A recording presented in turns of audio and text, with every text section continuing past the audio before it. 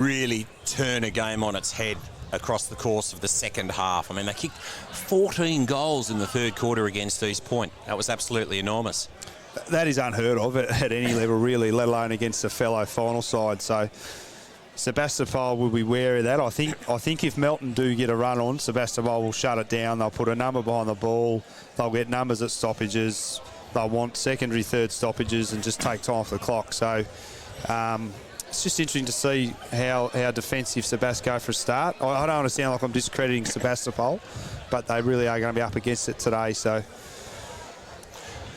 Indeed they will. The umpire holds the ball aloft here at McPherson Park. It's our second semi-final day. Should be an absolute cracker between the Bloods and the Boroughs. Siren sounds to get our game underway. It's going to be McIntyre up against Richards. And it's going to be Richards that wins it to ground. But the first kick away is by Lachlan Watkins. Sends Melton forward. They're going to the right of screen. Quick handball out into the possession of Lachlan Hickey. Top of the square stuff. Flying high there on that occasion was Brock Kennedy. Ball to ground. And quick kick on goal through for just a minor score. There's the first goal, first behind of our game. It comes in the space of just 20 seconds. Ominous signs already there with a quick clearance down to Ryan Carter. Missed a shot on goal, but he's proving a handful already. He drew a crowd with that contest. He's not a huge forward, but he's more of an athletic type, but certainly drew a crowd there. Sebas kick in, a little too heavily weighted on that occasion. Absolutely nutmegs Luke Heaney. Ball falls to the advantage of Melton. Now an opportunity for Keele. Got it off to a teammate. They kick along the commentary side of the ground. Just a little too heavily weighted on that occasion, and they'll turn it over. And just there we see Toby Hutt pushing right at the ground as a key forward. He has to do that. Jordan Cotter now with the footy. Prolific ball getter and really good user. Yeah, he's been terrific every game that I've seen so far this year, Jordan Cotter. We like the look of him. There's McIntyre. He'll fly alone, and the big fella, the 30-year-old, sometimes described as a veteran, not really. Still plenty of football left him in. Kick forward from Watkins. Now a real opportunity emerges for Jack Walker. Scrubbing sort of kick forward to Braden Kite, who has to do well to take it on the half volley. Now steaming into goal. Melton is missing to the right. That was Lachlan Walker on that occasion. Second behind for the Bloods. And Jack Walker with some quick hands there. Great around the stoppages there by Jack Walker. Set that up. Should have kicked that goal. So cut the let-offs early for Sebastopol. They're under pressure already. Yeah, they sure are. Well, ordinary sort of kick, only so far as Manito. Although he is tackled, dispossessed, and they'll hand the footy back to Sebastopol. And it's going to be Keeble. Sebas are well known for their physicality, so they'll need to bring that today. Keeble, a long way from where we might find him for the bulk of the day. A little bit of a nudge there on that occasion, provided by Riley Walker, the resolute defender for Melton. But it's Sebas winning the footy. But look at that enormous pressure that forces the turnover once again. And now Sebas are away. Melton are away. They have it just the offensive side of centre wing, outer side of the ground, wanting to move it very quickly. They use that side of the ground, and the kick towards Heaney has to try to take it on the half volley. Does so effectively. Gets the handball out, but only so far as his rival in Ben Hutt. And now Sebas can quickly do something, although they'll turn it over once again. So there's been multiple turnovers. Here's McIntyre, defensive side of centre circle. Kick towards half forward. Handball comes out to the advantage of Lachlan Walker. Little well-weighted kick, and Braden Kite marks 55 from home. He wants to move it on very quickly, sees the lead coming from the top of the square. Lockie Cassidy defensively does well for Sebas. Works it out wide, and Sebas will just be forced to slow it down. Chasing their first flag since 1975. They've obviously got a fair bit of work to do to snap that drought. And right now, there's a player a little wounded down back, but at the same time, Melton have been able to effect a turnover. Kick inside 50 from the Bloods. Carter the target. Ball fisted away. Fall of the ball favours Lachlan Hickey. The Bloods steaming into attack. Kick towards the left forward pocket. Good mark taken by Ryan Carter. Hard up against the boundary. You see Carter again. He only needs a metre or two. He's very athletic, and that was kicked to advantage. The backman couldn't actually do much there. Look, tough angle. This will take his best. He'll probably run around and snap this on the right. You can see already Melton's willingness. They want to play on, and they kick short. They honour the lead. Sebastopol's kicking. There's been 3 or 4 turnovers already under pressure. Melton have got more time. as he kicks it across the far side, out on the full. Tough kick. Yeah, so Sebastopol will take that. It was always a tough kick. He's got enormous reach. I think both Carters have got, great wingspan. Reminds me of Hipwood from Brisbane, actually. Yeah. Very athletic.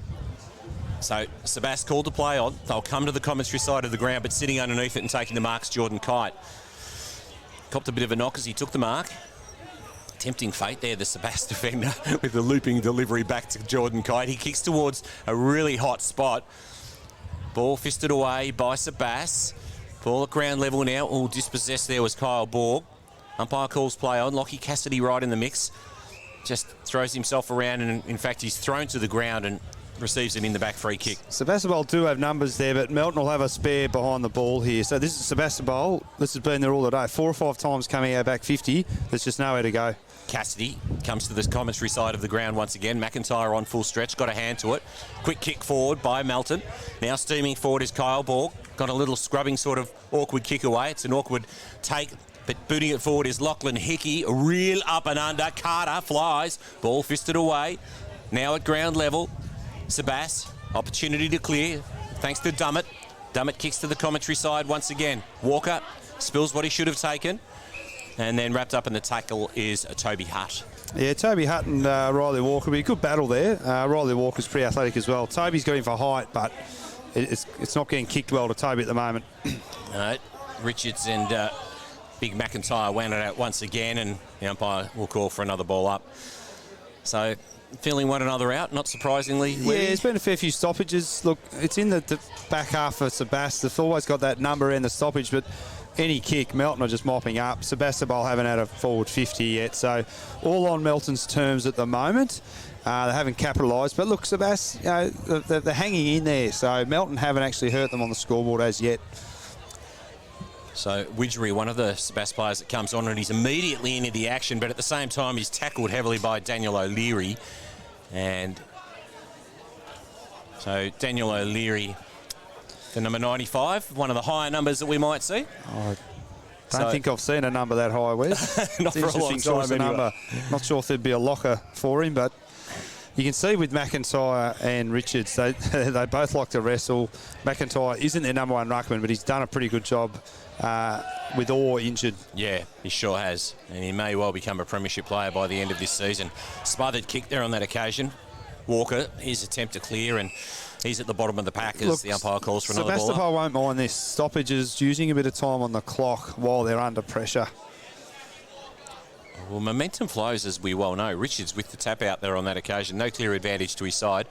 Running onto it, Jordan Kite, but overtaking him there was Bailey Medwell. Cassidy, looping handball. No great advantage to his team, though, because just the sheer congestion of players. Widgery tries to get a kick away. He's dispossessed. Well, bursting their way through the pack there on that occasion, the Bloods. Got the handball away, he says, but the umpire disagrees, and Kyle Borg's penalised. So an opportunity now for Widgery. Sends his side forward, fisted away by Jordan Kite. Good defensive work. Running onto it. Opportunity for Sebas. Taken to ground. Now, this is where Sebastopol need to lock it in their 50. So they need to set up behind the ball on that far side, like most sides do. They've pressed up. Their backmen have rolled right up. Melton will have numbers around this stoppage, but good opportunity here for Sebas. Shallow or short throwing or throw up on that occasion. Borg, he's been prolific early. Another kick forward this time. And there we have it, that number behind the ball. Yeah, and they've done well. And the ball comes to Widgery at 45. Interesting to know what the wind's doing here at McPherson Park. He sets sail. It's a nice long kick towards the top of the square. Oh, it gets over the top. He just rushed his kick. He sort of shaped the play on. He maybe should have gone back and actually lined up properly there. A little wasted opportunity, but they're on the board. Got good distance with the kick too, so I'm not sure that there's any real difficulty kicking to that left of screen or the northern end here at McPherson Park. He's a tough player, Widgery. I like the look of him. Yeah, he's had an impact. So Melton will come to the commentary side of the ground. The ball does tend to hold up in the breeze a little bit, so I'm suspecting now that we've got a southerly blowing to that left of screen. Little kick off the ground. I'm not even sure whose boot that was from. In fact, it was deemed to be off Sebas, so it's going to be Jordan Kite. About 30 metres from defensive goal. He's wanting to switch here, but Sebas have got coverage there, so down the line. They do well. Kick forward. Front position. That's a good mark by Jack Banbury. Former St. Pat's boy. No, he's done well. He's a good ball user, Jack, so... He likes to run. There's another whistle, and it's going to be further downfield. Or is it a reversal? Well, let's just assess what the man in lime is suggesting. I reckon there might be a bit of action a little closer to goal as Banbury was preparing to kick. And, in fact, it is going to be a Sebastopol free kick. I think there was just a slight hold. It may have been Cotter on Keeble. Not necessary. Banbury looked like he was just going to kick that to the top of the square. So, silly little hold. I think there's a play on Keeble. You're a bit nervous. He is a dangerous player, so that shows the mindset of the Melton defenders there. Very worried about Keeble. He needs to kick this. This will be against the flow. We're going to learn lots about the breeze with Keeble's kick on goal now. He's going to kick from about 25 metres out, just a slightish angle. Comes in now, kicks truly. Sebas have drawn first blood in our second semi-final. Keeble sends his side ahead by 5 points, 1-1-7 Sebastopol, leading Melton 2 behind. That is against the flow. Melton would have had 5 or 6 repeat entries. Bit of a stalemate. Sebas get a couple of entries and bang, a silly free kick for a hold. Timms would be absolutely livid with that from his player for holding like that. He didn't really negate Keeble, but it was technically there. And look, probably well umpired. I think now the backman, that won't happen again. We know Keeble loves a goal. He's a very good kick. He doesn't need a lot of the ball to have an impact on the match. McIntyre roves to his own tap, kicks his side forward. Awkward bouncing football. Banbury gets back. Handball, succession of handballs from Sebas, and unceremoniously dumped upon kicking the footy, and that's going to be a downfield penalty. You can see already the umpires are going to pay free kicks. Jai Harvey sends his side forward. Little heavily weighted Keeble, taking the ground, pushing the back, over the shoulder. Play onto advantage. Sebas have got a second. Well, momentum all of a sudden with Sebastopol. Bit of ill discipline across half back with a late bump. Again, not needed. Ball goes into forward 50 with some pace, and the Melton defender all in Keeble's back. Free kick was there. Play on, and O'Shea kicks the goal. So Michael Searle would be absolutely wrapped with this. They've had about 4 entries and kicked 2 goals, and 2 in the space of a minute. Melton, they actually need to settle again, get their hands on the footy, and maybe it's their turn to maybe slow the game down a bit and make Sebastopol defend. Well, O'Shea was quick to seize on the opportunity with the play onto advantage, wasn't he? He certainly was. I think Keeble would have liked to have kicked that himself, but I dare say he would have. It's a team game. Trying to burst through the pack there is the heavily wrapped Lachlan Watkins. Good defensive mark by the Borough. They'll have it. Oh, short option, turns it straight over to Liam Carter. Called the play on. Didn't travel the necessary distance. Here's Watkins. Sends it forward on the left. Ryan Carter was the target, trying to burst through the pack there. Melton and wrapped up in the tackle. Just goes to show players are nervous. That is a fundamental error. Go back off your mark 5 or quick steps, and then kick. He kicked off 1 step, turnover. Yeah. Here we go. Sebas, opportunity to clear. Hurried kick once again. Awkward bouncing footy. Bailey Mawson in the action. We've seen some really good performances from him. Can't take clean possession on this occasion. Sebas, taken high. Again, a free kick. Umpires really just trying to straighten things up and make sure that the players are fully aware of the ramifications of their actions today. Melton, they've turned it over. Oh, and they just can't grab the handle. Sebastopol's pressure's lifted this last 3 or 4 minutes, and that's what's got them back into the game, and those free kicks have helped. But it's hard to give away a free kick when you are behind. So Sebastopol first of the ball the last few minutes. We saw pressure in the Sydney Swans Melbourne game last night, didn't we? That was what made the difference. Absolutely. Finals would in. I think with Sebastopol, they rely on that pressure, that real emotional investment, and they've brought that. That's Cotter sending his side forward. It was good work by McIntyre that enabled Melton to go forward once again. Taking the ground was Heaney. Little attempted a kick off the ground. Sebas, it's a really solid, tough game, this one, and there's another downfield penalty applied. It's going to go the way of the Melton Boroughs just once need again. to adjust. Just a little bit silly. It's cost them 3 free kicks. Lockie Cassidy streams through the centre. Ball fisted away on that occasion. The target was Liam Stowe.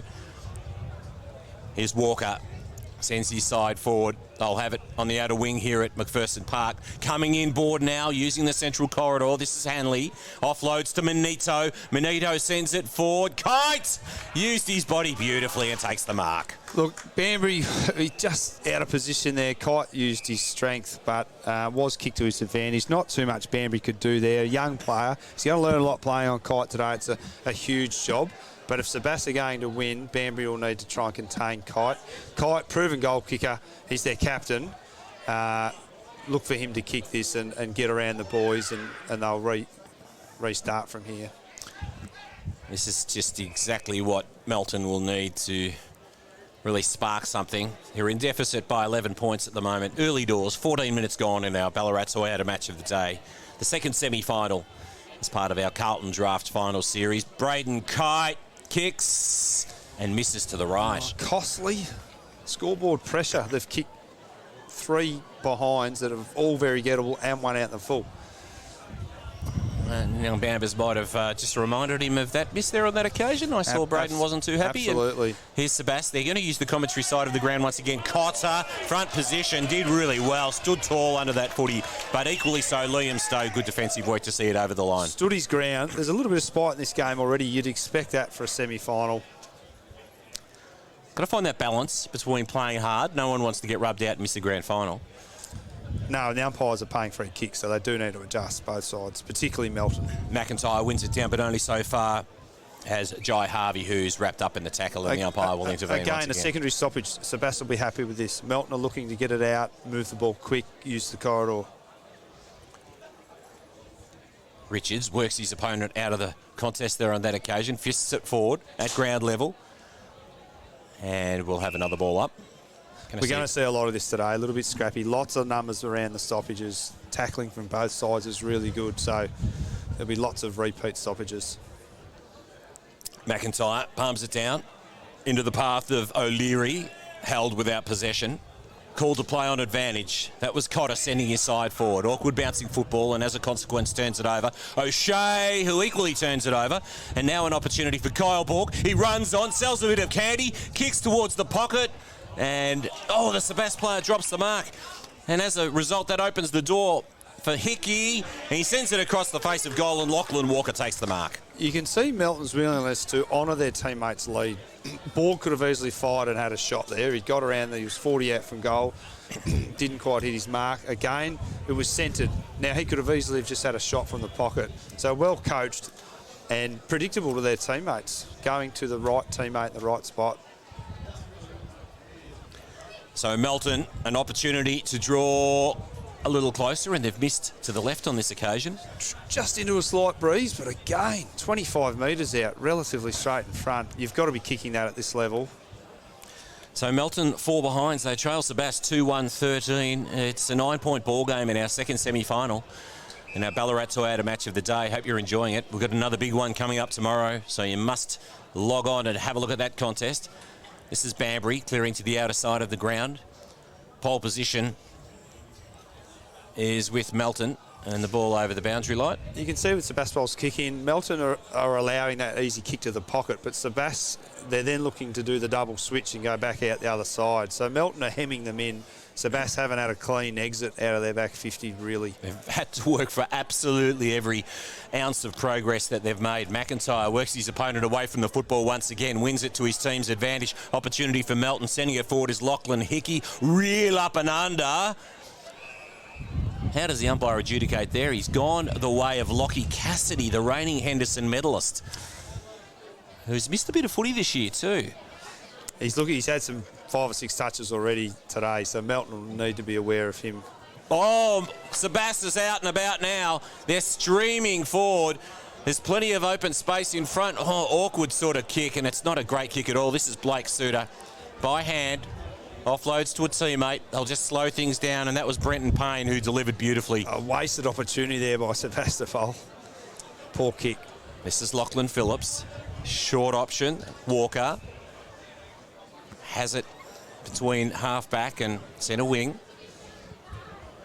Finds McIntyre, who's very mobile for a big man. I find he does a lot of work around the ground. Oh, his kick, he just didn't get back far enough behind the mark there on that occasion. No, that was what you spoke about earlier, Webby. And maybe, there should have been a runner. Get the handball received from the ruckman. It's like Max Gawn last night. We don't want him kicking short. But again, he didn't get off his mark. Everyone's got to understand their limitations and role in the side, don't they? But as I said, McIntyre certainly impresses me for his work around the ground, and we're going to have another ball up. He's been influential already. He's had a couple of clearances by hand. He's taken a couple of marks, so he's a workhorse. Yeah, I must say I haven't seen a lot of Orr, unfortunately, because of his injury, and I lament that fact. This is Suter. Heavy bump. Does well. Walker. That didn't travel the necessary distance. That was Jack Walker. That was an awkward sort of footy to take right in the middle of McPherson Park. Lockie Cassidy does well to extract that. Uses the outside of the boot, sends his side forward. It's got over the back, running onto an opportunity for Forbes. He's going to run out of tarmac. Look, I think with Cassidy, Melton need to put someone on in at the stoppage. You can't just let him run around. He's had 6 or 7 touches, influential, and Sebastopol get another opportunity inside 50. 2-1-13 plays, just the 4 behinds for Melton. Sebas kicking with the aid of the breeze. Shallow throw in once again. Cassidy just can't get onto that one, and we'll have another ball up. And Lockie Watkins has taken the initiative there. He's sitting on Cassidy, so 2 top players going head-to-head there, but Watkins with the arm across. Short throw in once again. McIntyre uses his agility. Scrubbing sort of kick forward. Taking possession is Lachlan Hickey, and he's taken to ground. The umpire says 52 metres out from the Sebas goal. We'll have a ball up right. Some really good tackling by Sebastopol. It's a big feature of their game. Their tackles stick. They make them earn it, and they've got another stoppage on 50. That intensity they're bringing today is absolutely first class. Doing the ruck work now was Liam Stowe up against McIntyre, and we'll have another ball up as Widgery has nowhere to go. Again, lots of stoppages in this match. It's just interesting forward of the ball. Sebastopol got a little bit of separation there, so the Melton backman will be a little worried by that. Oh, there's a little bit going on behind play. I think you'll see Jet Hills trying to free up Cassidy with a block. Palm towards the boundary. Looping handball comes from Cassidy. This is awkward for the Melton defence, and happily seeing it over the line is Riley Walker. Another behind for Sebas. 2-2-14 plays, 4 behinds. And Sebastopol set up pretty well behind the ball here too. So now it's Melton struggling to penetrate the back 50. The umpires are involved again. A hold off the ball. This time Sebastopol holding. So both teams have just been sucked in a little bit to the physicality and unnecessary free kicks. So the Bloods come out wide. Jordan Kite marks it defensive side of centre wing, commentary side of the ground. His side in deficit. And Sebastopol stifled them. This is a slow play. This is not what Melton want. Sebastopol will be wrapped with this. And it's not what we typically see of Melton. And there's a one-handed handball on that occasion. And a 50 metres. Both coaches at quarter time will be addressing their players in regards to adapting to the umpiring. They're too overzealous. There's holds. That was undisciplined. Hanley, short option. Braden Kite takes the mark hard up on the lead. Another example there of honouring the lead. A lot of guys would have just banged that long, and it would have been Russ for a point on top of the square. Kite only had a metre, and he hit him up. So Melton certainly looking to kick shorter and run and create and handball, receive and overlap. So Sebas need to be aware of that. They can't all peel back, assume they're kicking long, because they're spotting up. Plenty of goal face for Braden Kite as he comes in. Slight angle, but will kick from about 45. Gets close to the man on the mark. Sends it across the face once again. Misses to the far side. And a 5th behind for Melton as they trail by 9 points. That may be a bit trickier once you're actually out there, but geez, Melton would be ruining this. They really should be 3 or 4 goals. It's one of those things where I know that you can't really say too much until both sides have, kicked a particular way. It's a bit like both sides batting on a particular wicket, isn't it, really? It certainly is. It certainly is. You don't judge it yet. And look, the kicks are certainly travelling more to the left of screen, Sebastopol's end. Bloods into attack again. Carter the target. Plenty of Sebas presence back there on the last line as another pack forms just 15 metres out from the Melton goal. They're in deficit by 9 points, the home side, the Bloods. I think reward for effort, Melton really do need to hit the scoreboard in this last 5 or 6 minutes. An opportunity for them at ground level. Running onto it. Was that a little attempted kick off the ground from Hanley? Taking possession and being worked over the line.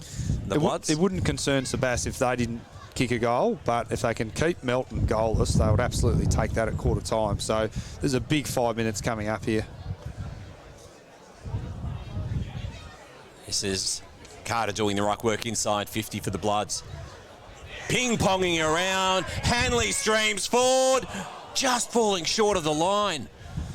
He did all the hard work and then just didn't quite connect like he would have liked, and we're going to have another ball up just a couple of metres out from the goal line. Hanley had hit that at pace. He was the only player really at pace. Work towards the line again. There's a rush behind. Maybe he could have used his left foot. Maybe he doesn't have one, but... Sixth behind for Melton, and they trail Sebastopol 2-2-14. It's an 8-point ball game in our second semi. Austin uses a short option and finds Hart. Has the man running shotgun, and now Cassidy streaming forward. He's got a man in space. Running onto it is Forbes, although there's plenty of Melton presence now. They move quickly into position. Here's Phillips. And now an opportunity for the Bloods to progress using the outer side of the ground. Melton. They've got a bit of open space now, which is what they've been craving all quarter. Carter takes a nice mark, just dropped a little short there into the breeze. He has it, 55 from home, gesticulates to the man forward, then goes to that left forward pocket, gets over the top. Sebas Banbury likes to run with the footy, now comes to the commentary side of the ground. It's a real one-on-one. Manito second in line, but it might favour him, although the ball bounces to the favour of Forbes. Forbes sends his side forward. That one gets over the top once again. Getting back is Riley Walker, wearing the sleeves. His scrubbing sort of kick forward, fortunately finds a man in a little bit of space. Now Suter sends it out wide.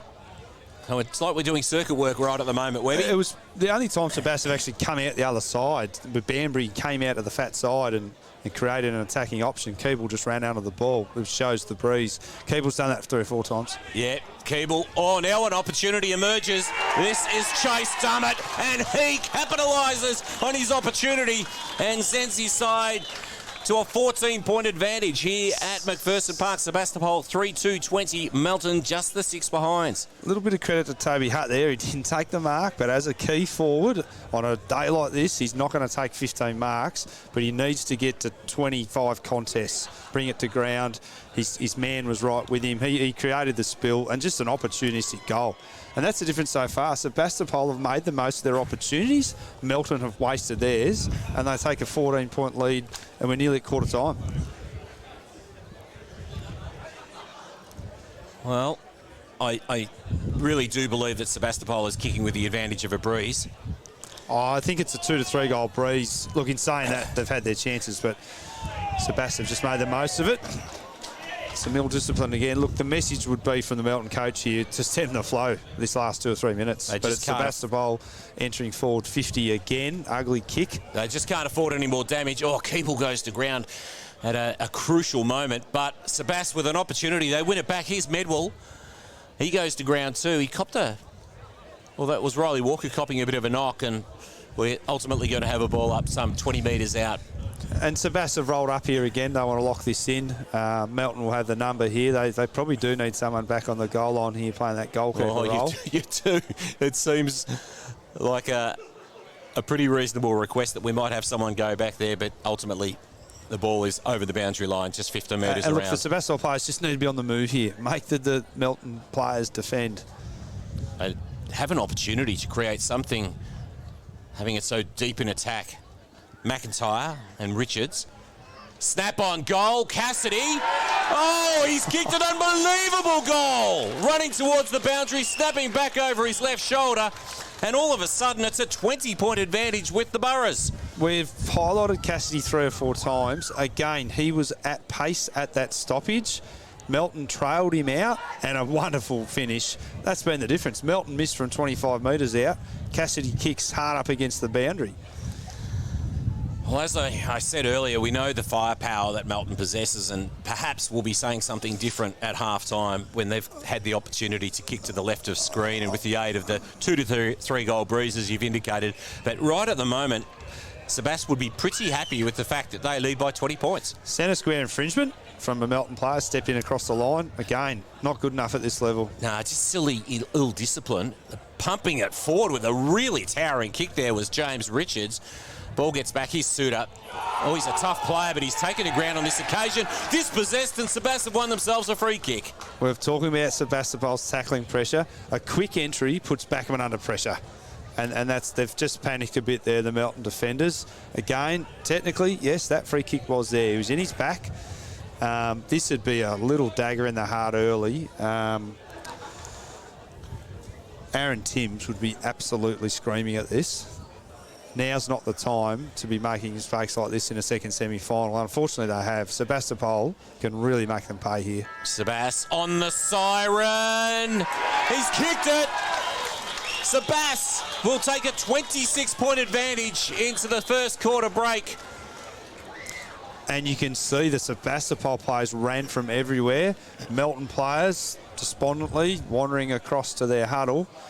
Even that, there's a lot of energy with the Sebastopol faithful as well down below. So, look, to come down to Melton, an away second semi-final, you could not have asked for anything better. Kicking with a breeze and capitalising on their entries. The last 10 minutes, they definitely had more of the play. Melton wasted their opportunities in that first 10 or 15 minutes. So, both coaches will have a lot to say. Michael Searle will be pretty happy with that. He will need to be aware, though, Surly, that the conditions are now going to change. So they will have to go a little bit defensive. Melton, they really need to get the fundamentals right. They've been too undisciplined. They've given away free kicks. And, look, no one means to miss opportunities in front of goal. It's tough. But good players stand up. And I think some of their leaders have been the main culprits down there. So a few things to address. There was a bit of heat in the game early. The umpiring, they're certainly officiating the game. There's been plenty of free kicks both sides. So they need to adjust the players to what the umpires are doing. So great contest ahead, Wes. Indeed, with what we estimate is a 3-goal breeze that Sebastopol's kicked with across the course of the first quarter of our Carlton Draft second semi-final in the McDonald's Ballarat Football Netball League. We hope you're enjoying the coverage. You're with Wes Cusworth and Gavin Webb. And at quarter time, as we take a break, it's Sebastopol 5-2-32, leading Melton 6 behinds.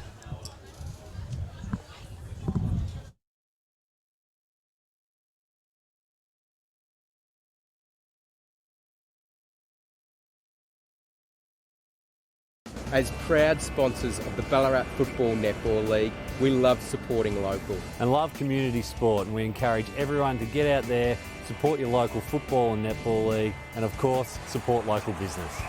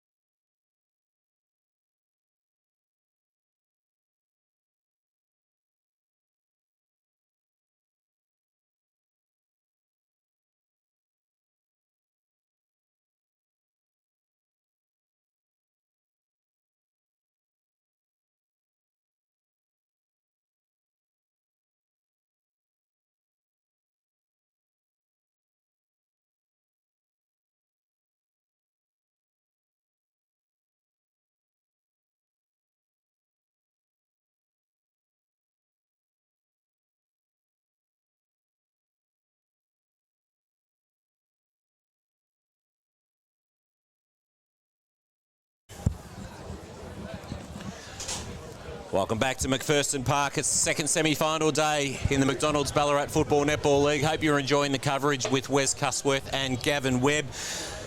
Goals to Keeble, O'Shea, Dummett, Cassidy and Medwell, and all of a sudden Sebastopol lead by 26 points at quarter time. They did kick with the aid of the breeze across the course of that first quarter, and it will be enormously interesting, Gavin, to see as to whether or not Melton can respond as we anticipate they will. We know they have enormous firepower when they go forward. Yes, Melton really do need to take this opportunity, because assuming this breeze stays like this next quarter, they'll be kicking into it. So Melton really need to come out firing. Here we are, second quarter action underway. McIntyre palms it down, but it's crumbed by the Burrows. Oh, stealing away there and pumping his side forward was Jack Walker, getting it into attack very quickly indeed. That's going to be Banbury. Boots to the outer side of the ground, puts it into the path of O'Shea, but also into the path of Lachlan Walker.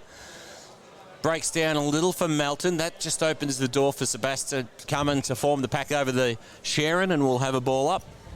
Yeah, just what Melton wanted. Quick entry, and they need to try and lock it in. Uncharacteristic fumble there, though. They normally pick their way forward. Is it a matter of just getting it inside 50 hurriedly? I think at times that might be needed. Put their back on under pressure. This breeze, the ball's going to carry 55, 60. Sure is, and Melton's got another opportunity. They go inside. Carter's the target, but drifting across courageously is Ben Hutt. And this slow play here with Ben Hutt, they'll be instructed to do this just to take some time off the clock. Yeah. Goes boundary side. The target was Keel. He runs out of space. And again, wide, out of bounds. Michael Searle will be happy with that. Yeah. Just obviously control the footy. Just don't let Melton get their hands on it, in effect. McIntyre, Richards, no decisive winner. McIntyre working hard. I love to see a big man work below knee level, trying to extract his Melton. His follow-up work's been pretty good. He's sort of like that fifth midfielder for that next 5 or 10 seconds. So he's not afraid to follow up and tackle and handball, which is what you want from your ruckman. Yeah, absolutely. Goes at it again with Richards. Bobbles around, a little bit of volleyball happening there on that occasion. Taking possession, but being immediately wrapped up was Lachlan Walker, and we'll have another ball up. I think we're going to have lots of stoppages this quarter. Surly will be happy with this. Forward ball, though, Melton. It is one-on-one. I thought Sebastopol may have sort of rolled one back. Melton will be pleased with that. There's still space there to move. Fisted away by Richards, but crumb by the Bloods. Cotter had his kick smothered. Opportunity now as Cassidy takes it, pumps his side forward on full stretch. Good work, Sebastopol. Toby Hart lead up forward. Yeah, it's good to see. Kicks towards the pocket. Keeble takes the mark, going to his knees. Extremely tough shot from here, but good kick from Toby Hutt. You'll see it with the AFL sides now. They'll attack to the pocket. They don't want to attack to the middle part of the ground where it's a turnover zone and Melton can run it. So whether or not Surly has instructed his players to attack like that, or it was just where Keeble was. But look, he'll have a shot. This would take his absolute best with that breeze. And this would be an absolute early dagger for Melton if Keeble was to nail this one. This would be worth 2 goals if he can kick this. Well, Keeble comes in now. He's hard up against the boundary. It is a mighty task. He sets sail. It's, in fact, across the face. Oh, grabbed high. And that's the way the umpire deems it. Free kick goes the way of Chase Dummett. Bit of a coach killer. That had to get through from the Melton defender's point of view. Sebastopol to keep that in. Again, silly free kick. Absolutely was there. Got him high. He'll look to check side this, I would have thought, unless he can kick on his left foot. But let's watch Jordan Kite, the speed with which he gets in to try to smother Chase Dummett's kick. Will be extraordinary. Dummett comes in. It's right across the face. I thought we were going to have another Tom Lynch incident there, but that was definitely across the face. I might have had to have gone to the arc. But it's in fact touched over the boundary line, so it's a boundary throw in right alongside the Sebastopol scoring zone.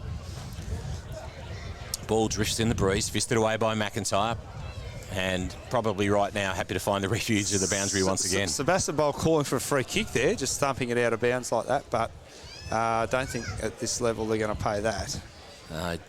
Would be a touch controversial. 26 points the advantage with Sebastopol, chasing their first flag since 1975. Opportunity for Hickey. Bootsy side forward. Awkward bouncing football there on that occasion for Carter. That was a tough one to take. Here's Heaney. Heaney's taken to ground.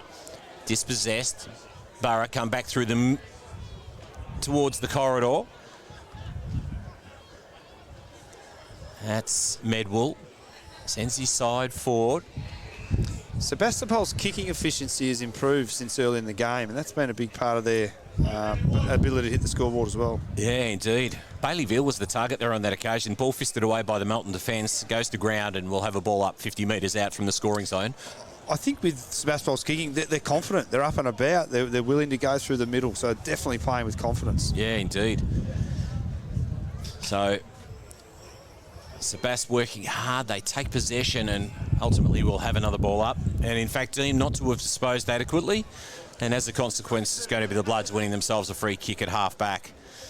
Melton need to look for their 45 angle kicks, play on, switch. If they just kick it down the line, it's going to fall into Sebastopol's hands. But they do need to look to move the ball quick. Hickey. But Sebast have set up pretty well here defensively. They've got numbers back. O'Shea stands the mark. Hickey kicks long towards the wing. Going at it, one hand was Carter. Might have been trying to fend off his rival there on that occasion. The ball over the boundary line on true centre wing. Well, again, we're 6 minutes in. Melton haven't kicked a goal. Michael Searle will be very happy with this. So this is what's working for Sebast. It's just whether they can maintain it for another 20 or so minutes. 5-2-32 plays, 6 behinds. Ball drifts in the breeze once again, fisted away by Richards. And once again, the ball over the boundary line. So lots of stoppages to begin our second quarter in our Ballarat Toyota match of the day. Hope you're enjoying the coverage. Don't forget, we've got another big one coming up tomorrow. Hope you can tune in. Should be an absolute cracker between Ballarat and Darley. Richards palms it down. Sebast will go inside 50 once again. Hutt was there, but it's taken away by Melton. Did he get a kick away? Umpire was satisfied. Medwell got it off to O'Shea. Scrubbing sort of kick forward. Hutt was able to shuffle it along. Taken by Keeble. Looping handball over the top. Here's O'Leary. Just thumps it very long. Drifting back with the flight of the football was Banbury. Good courage shown by the young fella. Just that long blasting kick, it just doesn't work. They need to be a bit smarter, Melton, with their ball use. Medwell kicked the goal on the first quarter siren. Gave his side a 26-point advantage. Neither side has progressed across the course of the first 7 minutes of this second quarter. Sitting underneath it was Braden Kite, had the ball fisted away. Now an opportunity emerges for Melton. Quick release handball comes from Hickey. What can they do? The Bloods have to look for the refuge of the line, and I suppose just to prevent conceding possession there on that occasion. Just there, Heaney just referred pressure. Actually had a metre, but that is the pressure Sebastopol are applying. So Melton, a little bit concerned. Both sides have just rotated. First time the ball's been on this side of the ground, so multiple changes. McIntyre front position. Had a Sebast player in his pathway there on that occasion, but it was, of course, just a touch shallow, the throw-in. The umpires are having to contend with pretty blustery conditions here at McPherson Park. And McIntyre wins it down, this time to O'Leary. Throws it on the boot. Sends his side forward. Moneto couldn't take possession. Quick hands from Braden Kite. Now an opportunity. Hickey sends his side forward. Top of the square stuff. Carter. O'Shea, happy to see the ball over the line for a behind. There's our first score of the second quarter. Braden Kite, elite hands there. Nearly set up a goal, and that's how dangerous he can be. O'Shea's kick, and the wind catches it and takes it over the line, right into the Melton box. Just shows how tough that breeze is. Just took that kick 5 or so metres wide. Hickey, lovely, sweet connection with the left, flying high. Here's O'Leary. Oh, he just missed his target there on that occasion. It was Kite that was running shotgun. Putting his head over the football there was Lachlan Watkins, but it was Sebast taking the footy away. Number of players fly. McIntyre, front and square, which is an uncustomary position for him. Here's Cotter. Suter. So Suter uses the stand rule effectively. Carter on the lead. That's the sort of football that we typically see from Melton, and it's come at the 9-minute mark of the second quarter. credit to Jordan Cotter there. He didn't panic and just blast away. A lot of players would have just banged that inside 50. He looked laterally, he hit up 20 metres, opens up the fat side, and Carter takes a pretty good mark with his arms outstretched. Well, now, this is an understatement, Wes, but they need this goal for their morale, for scoreboard pressure, and just to put a bit of doubt back in Sebastopol's mind. So I was going to say exactly the same thing, Gavin. I was just going to say you just cannot underestimate the importance of this shot on goal from Carter. He comes in now. He passes over the 50-metre mark. The shot on goal is gun barrel straight, and the Bloods have got their first of the second semi.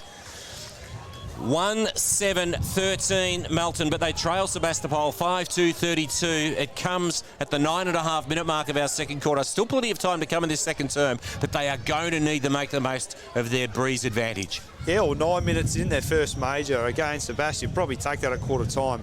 Will this open up a small window with the floodgates and they can bang on 2 or 3 in the next 6 or 7 minutes? Be interesting to see how defensive Sebast go here, but Melton really need the next as well. They sure do. Has the ball back in the middle, and quick kick forward comes from Sebastopol. Awkward bouncing football once again. Oh, might have been grabbed high there on that occasion. How does the umpire adjudicate? Just on the wrong side of the contest there, in fairness to the umpire. Yeah, he would have been able to pay that. Another stoppage though, but some physicality from Melton, so they've lifted their intensity. Sure have, as I think McIntyre's rucked all game for the Bloods, barring the 50-metre entries. That was Jordan Kite. Trying to burst through the pack there was Jed Hill. He is held up, and we'll have a ball up between centre wing and half forward. Sebast just into attack as we tick over the 10-minute mark of our second quarter. McIntyre palms it down. Comes out the back of the pack. Here's Cassidy. Throws it on the boot. Reel up and under. That's a really, really tough one to take for Adam Forbes. And now they're away. Kyle Borg sends Melton into attack once again. It's a one-on-one. Carter front position. Wins his way to the football. Gets the handball out. Oh, the umpire says he didn't. Kyle Borg, brilliant there, and it was a good kick, but again, 2-on-1. Carter, I thought he actually got that out, but the umpires are paying them today. Yes. Oh, that's a tricky sort of kick, and that's a good piece of defensive work there on that occasion by Melton, and they win it back. They effect the turnover, and this is Braden Kite. He's 55 from home, and we know he's a cracking kick of the football, and I think he's going back with a fair intent. I think he needs to, and it was a poor defensive kick by Sebastopol. Go wide, go long, kick to grass. He's just kicked it 20 metres in the middle of the ground. Braden Kite sets sail for home. It's a lovely long kick. It goes the journey. Wow, inspirational goal from the skipper. That's precisely what the Bloods require. They've got their second. It comes just a few minutes after their first. They move along to 2-7-19, and now they trail by 13 points. Sebast lead at 5-2-32. Well, brilliant kick by Braden Kite, and that's what he's capable of. He's banged that from outside 50. You called it, Wes. He took responsibility. He knew his capabilities and he delivered. But again, poor error by Sebastopol.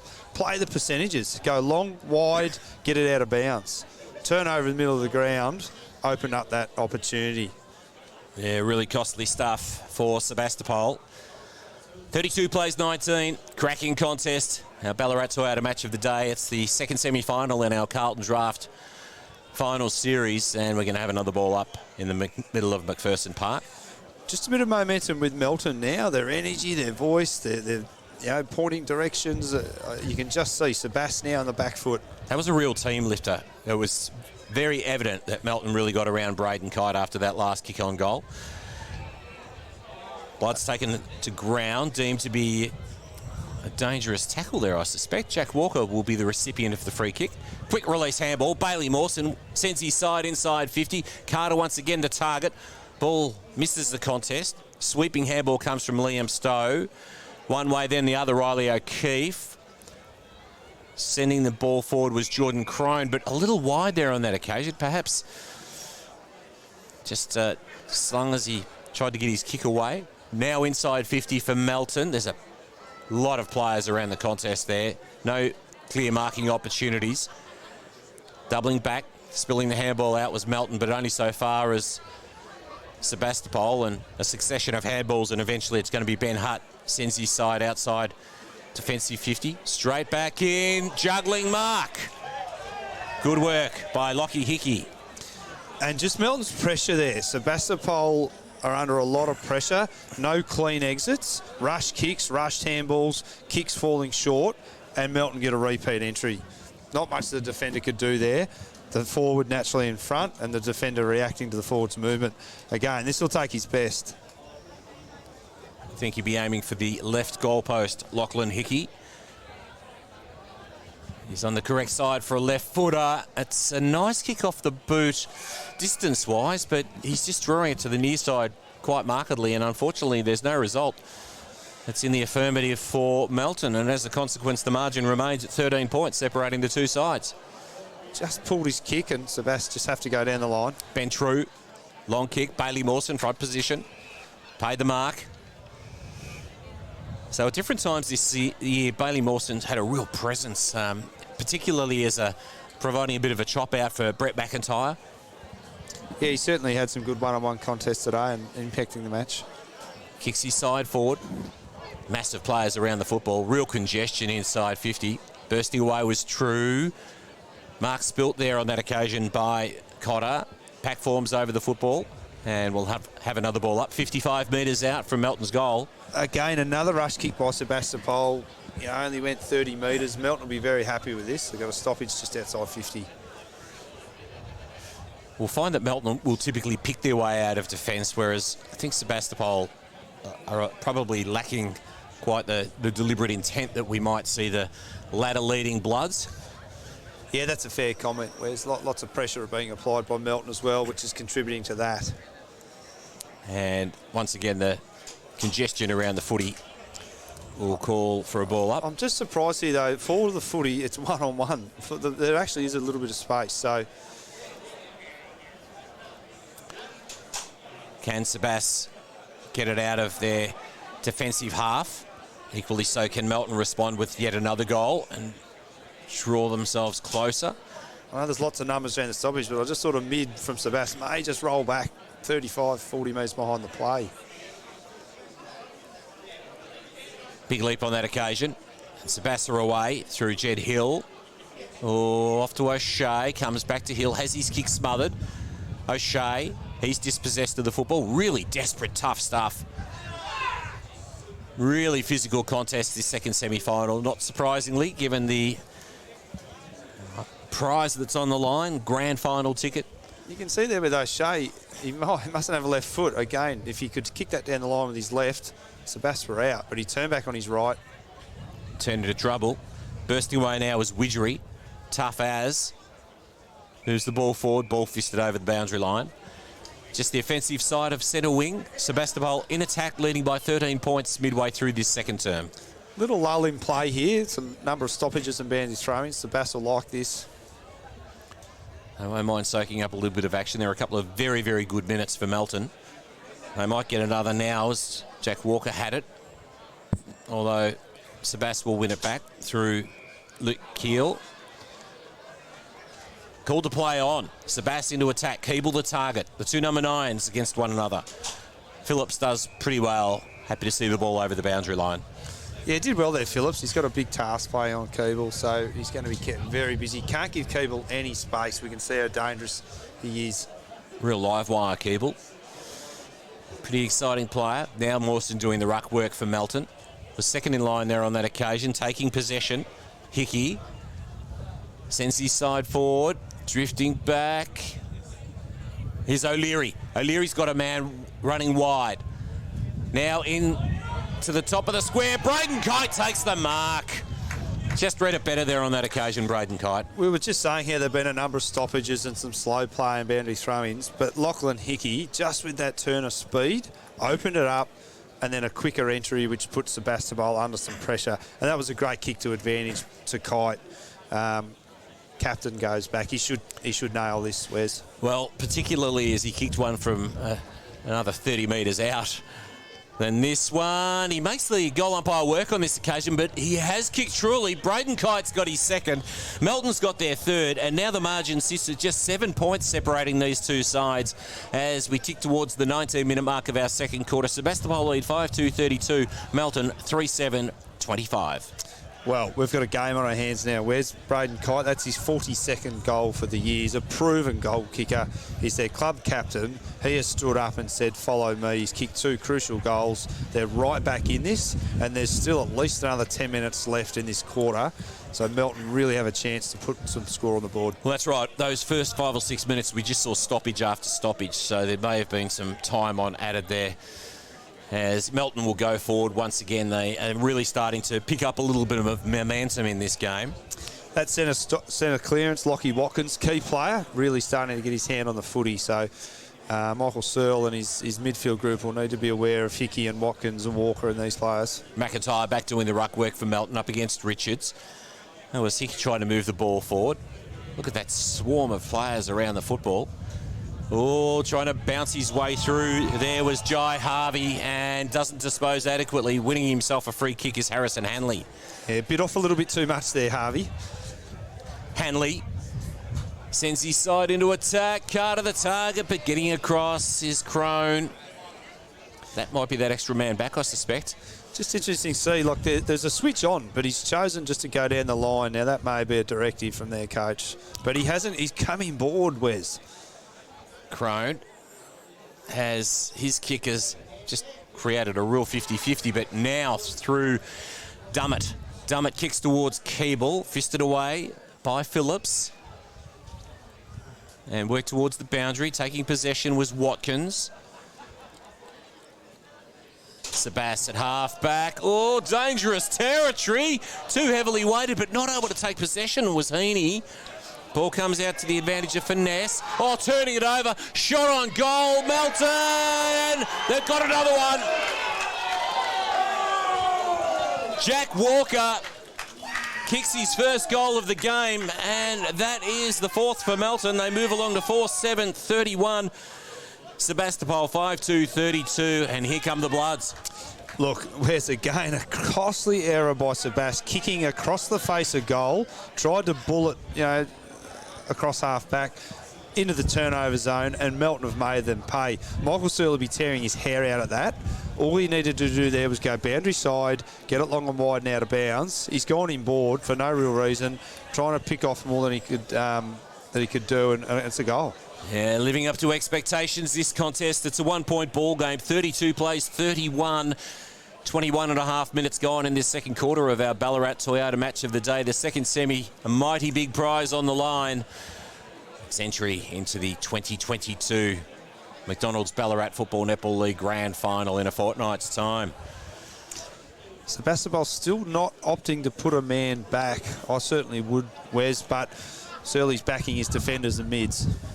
We've seen often Melton play very, very big halves across the course of this season, so Sebast would be really hoping to pull one back. Mark spilt there on that occasion by Forbes. A bit of a Hail Mary handball there on that occasion by Sebastopol. McIntyre throws it on the boot. Now there's a bit of room in which to move. It's Carter up against O'Keefe. O'Keefe works it out, but only so far as Walker kicked that last goal. Watkins gets his kick away and unceremoniously dumped a skull downfield. Now Melton into attack. Carter on the lead. Yeah, Lockie Watkins, again, technically, the free kick was there down the field. There was no need for that bump. Lockie Watkins starting to get his hand on the ball.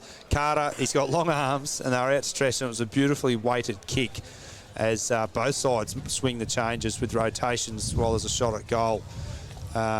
Again, just free kicks. I don't know why both sides still, these late bumps, these silly holds in the back. Both sides are just so overzealous, I suppose.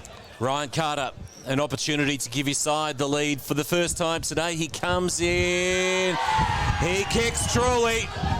He's got his second, and the Bloods lead it by 5 points. 5-7-37. Sebastopol 5-2-32. The Boroughs yet to score in this second term. I think, and it's the key players of Melton that have got them back into this. So Lockie Watkins, Braden Kite, Ryan Carter, Lockie Hickey, Cole Borg, there's more run and carry. Their key players have stood up. That's great leadership. How does Sebastopol react? There's still 5-6 minutes left. Sebastopol, I'm looking for their leaders, Keel, Cassidy, these guys, Keeble, to really step up, show some leadership and just slow this game down. Cracking contest in the second semi-final. No real surprise, two quality sides. Oh, Melton were always going to come back, and with this breeze, it may have actually even picked up a little bit too, Wes. So Melton, they've made the most of it, and there's still more to come, I think. Kevin Sheedy's taken the windsock down. It's hard to adjudicate as to how strong the breeze is. Here's an opportunity for Watkins, although taken away by O'Shea. Suda, front position, went to ground. Walker throws it on the boot, reel up and under. Just deceiving a couple of players there, the flight of the football. Weaving his way through traffic was Hill. Set sail for the half-forward flank. The lead came from Sebastopol. Oh, nice work by O'Shea. Although then he was grabbed and dispossessed of the football. Jordan Kite. Pack forms. And we will have the umpire intervene. A little bit of pressure there, Melton were under, but again, they were fierce in the air and at ground level to get this stoppage. So credit to Melton defenders there. There's O'Leary, takes possession, and he's taken possession of by Sebastopol opponent in Luke Keel. Now, Ben True is loose behind the ball here, about 50 metres, so maybe the message has gone out to push the number back. No more damage this quarter. Maybe that's what they're looking for. Diving mark taken by Matt Austin. Did very well. He's normally a really good ball user, Matt Austin. And Matty Austin has a short option on, too heavily weighted. Marked by Kite. Played a handful of matches for the Brisbane Lions years ago and played a bit of footy at North Ballarat, so key player for Sebastopol. Yeah, bit of an up and under kick. Hickey had an opportunity, or not able to grab possession was Hill. There's Braden Kite at ground level. Yeah. And the umpire satisfied that the ball was held in. Hill he took off. He had it, but little wasted opportunity there by Hill. He can be a dangerous player. I think some of the level of excitement for some of the players is making them sometimes act a little indiscriminately. Cassidy streams forward, off to Dummett. Dummett with a shot on goal. Awkward sort of kick, falls short. Taken by Melton, and now they can hurt them on the turnover because this is Brock Kennedy, although he turns the footy over. Taken by Banbury, streams forward, Keeble the target, had first hands, Walker did well, clears it to the outer side of the ground. He's got a teammate there in Heaney. Heaney throws it on the boot, a real up and under. Bailey Mawson front position. Was there a little bit of a nudge? Umpire indicated the wrong way. Just had me deceived there for a brief moment. That was a late call, but he's gone the wrong way. But that was Hutt who took that mark, so he's a long way from goal. Maybe he's gone back. Yeah, so Mawson getting across was O'Keefe. Happy to find the refuge of the boundary line. The intensity's lifted, both sides, just this last few minutes. So some class from Cassidy there at a stoppage, and then Melton through the middle of the ground. So still a lot to play out in this last 2 or 3 vital minutes of the first half. I would be happy to see a grand final of this intensity in a fortnight's time. Whoever may be the rivals in that big occasion. Throwing it on the boot was Austin. Oh, that's gone a long way over the boundary line and set someone to task retrieving the Sharon. That's out to Toowoomba Vale Road, Wes. So this will give a chance for Sebast to actually number off here and pair off and get one back. But it's going to be kicked into a dangerous spot. So Kyle Borg squares it up to the corridor. Carried a little further than I suspect the Sebastopol defenders thought there on that occasion, although they did have very good representation back there. Here's Benito. He's taken to ground, and we'll have a ball up right on 50 with Melton in attack and leading by 5 points. Strong tackle by Luke Keel. He's a very tough competitor. They'll be looking for him in the second half to continue in that vein. McIntyre tries to thrust Richards out of the way. Benito is in the action once again. Cassidy gets the handball out to Dummett, throws it on the right. Ball floats. Really held up in the air there on that occasion. That was Jordan Kite. Dummett in the action too. Jordan Kite gets another opportunity. Uses the outside of the boot. Carter's there. Both Carters are there. Taken by Ryan. He's taken to ground and the ball will be thrown up just 20 metres out from the Melton scoring zone. Sebastopol haven't had any quick exits from their defensive 50, so Melton have fought hard to keep it in. They've done very well. Massive players around.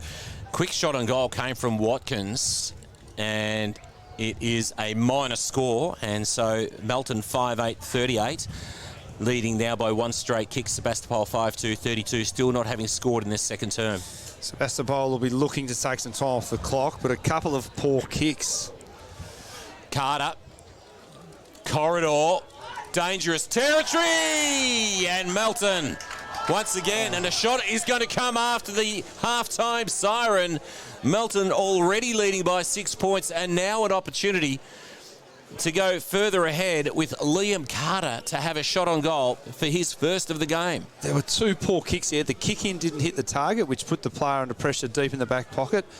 Then that kick was under pressure and a turnover. Again, that is a coach killer. In the last 20 seconds of the quarter, just play the percentages, long, wide, or hold on to the footy. Liam Carter sets sail for goal. The double cobra from Liam Carter. His teammates go to him as his team now leads by 12 points at half-time in our second semi in the Carlton Draft McDonald's Ballarat Football Netball League final series. The Ballarat Toyota match of the day indicates that Melton 6-8-44, leading by 12 points over Sebastopol, held scoreless across the course of that second quarter, 5-2-32. Gavin Webb. In the context of this match, how crucial will that play be?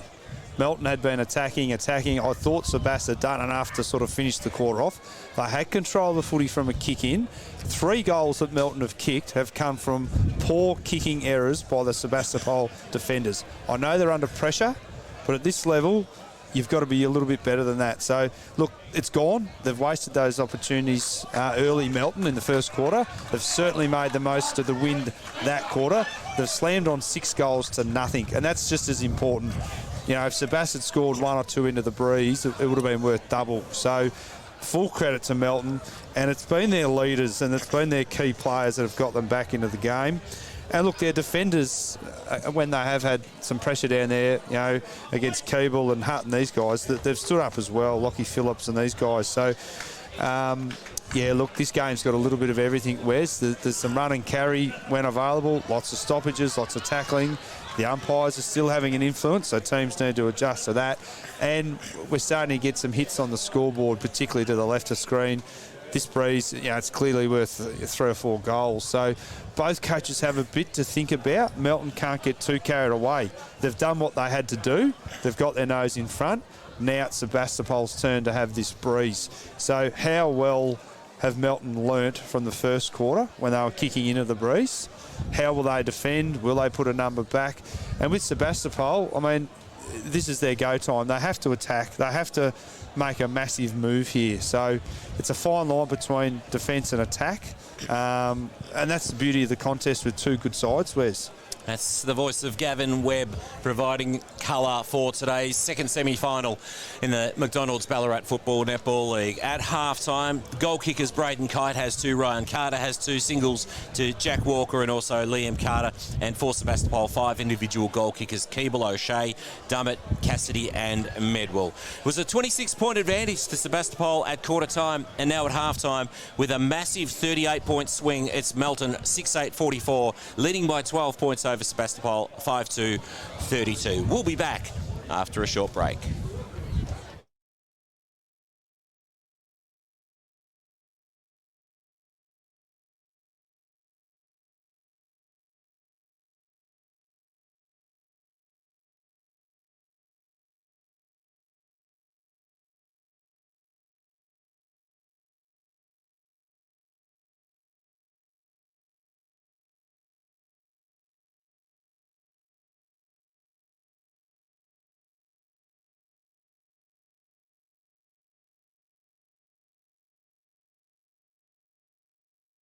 As proud sponsors of the Ballarat Football Netball League, we love supporting local. And love community sport, and we encourage everyone to get out there, support your local football and netball league, and of course, support local business.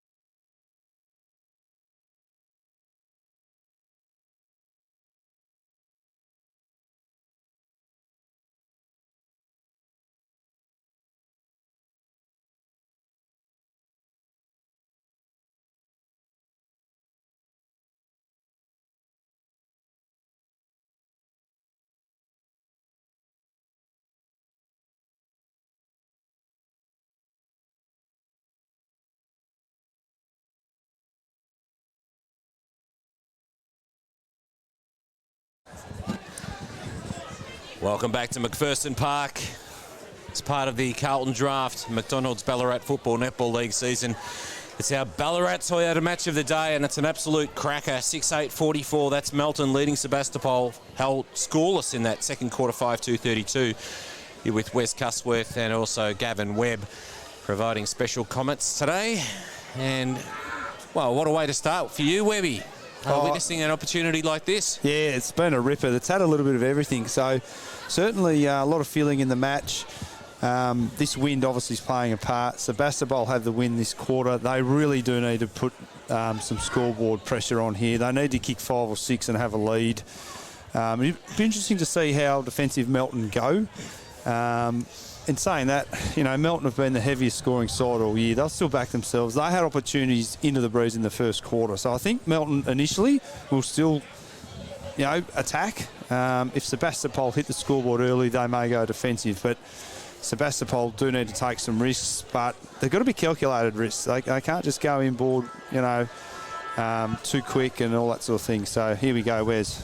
Second half action from McPherson Park, as it is Richards winning it down to the advantage of a teammate and streaming away as Keel pumps it inside 50. Oh, the target there went through the hands of Toby Hutt. Might have just been a little timely knock on that occasion by the Melton defence. Now the Bloods can turn things around and kick to the outer side of the ground, centre wing. Carter's out there, but it's taken by Sebastopol. Heads back towards Hutt and the ball over the boundary line. Now, you did get down there at ground level. Tell us a little bit about the wind conditions. Oh, certainly it has picked up. It's actually cooled off a little bit too. So definitely a 3-4 goal breeze to the left of screen. Yeah, we'll watch with interest to see whether or not Sebastopol can use that. Taking it out of the ruck was Richards. Couldn't get a clean kick away. Trying to burst through was Keeble. Dispossessed of the football. Burying his head there on that occasion was Jack Walker, and he's wrapped up in the tackle. We'll have a ball Just up. that first play, Toby Hutt, it may have been a free kick, but he played for the free kick and then he stood and complained to the umpire. You can't do that. Get on with the game, Toby. Follow up. Yeah, good advice. Webby's been there, coaching in the Ballarat Football Netball League. 45 metres out from the Sebastopol goal. Watkins is in there. Quick kick comes out. Look at that one hold up in the breeze. Drifting across. Almost taking a good mark there was Jordan Crone, not paid by the umpire. Here's O'Shea. Sends it out towards the Hutt direction. Has to take it on the first bounce one way, then the other. Does he evade the tackle? He gets a handball away. Now Sebas, an opportunity. Can't gather clean possession. Ducking and weaving is Jordan Cotter. And he's taken the ground, didn't dispose adequately, and Jordan Cotter looks to be holding his head, but he's coughed up a free kick, and it's going to be O'Shea, the recipient. Sebas have certainly come out with some intent and some aggression.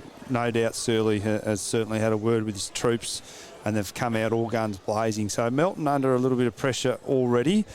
Again, in the context of this match, this kick is huge. He kicks this, there's momentum, there's voice, there's energy, and Melton start to, drop their head and sort of think, geez, here we go, it's going to be a long quarter. So, Sebastopol goes out saying this just has to be kicked. O'Shea, 45-degree angle, will kick from 40 metres out, set sail, misses to the near side, just the one behind. Sebas's first score since the first quarter siren to end that first term. They move along to 5-3-33. They trail by 11 points. It's Melton 6-8-44. And the way Melton look to bring the ball in will tell us a little bit about how they're going to approach the quarter. So Payne, he's just gone long and wide to McIntyre, who takes a really good mark.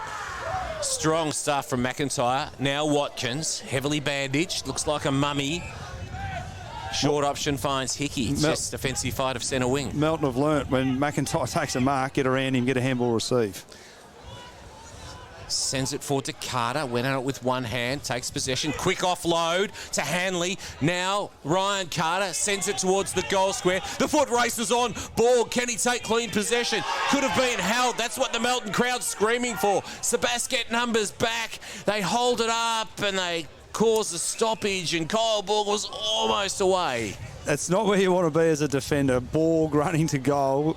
He had goal side, so Sebas did well to hold him up there. They sure did. Carter doing the ruck work inside 50. Watkins runs onto it. Can he get a kick away? He has been penalised. I liken Borg to a Charlie Cameron from Brisbane. You've got to be goal side, so they did well there, Sebas. Cassidy pumps it long from the last line.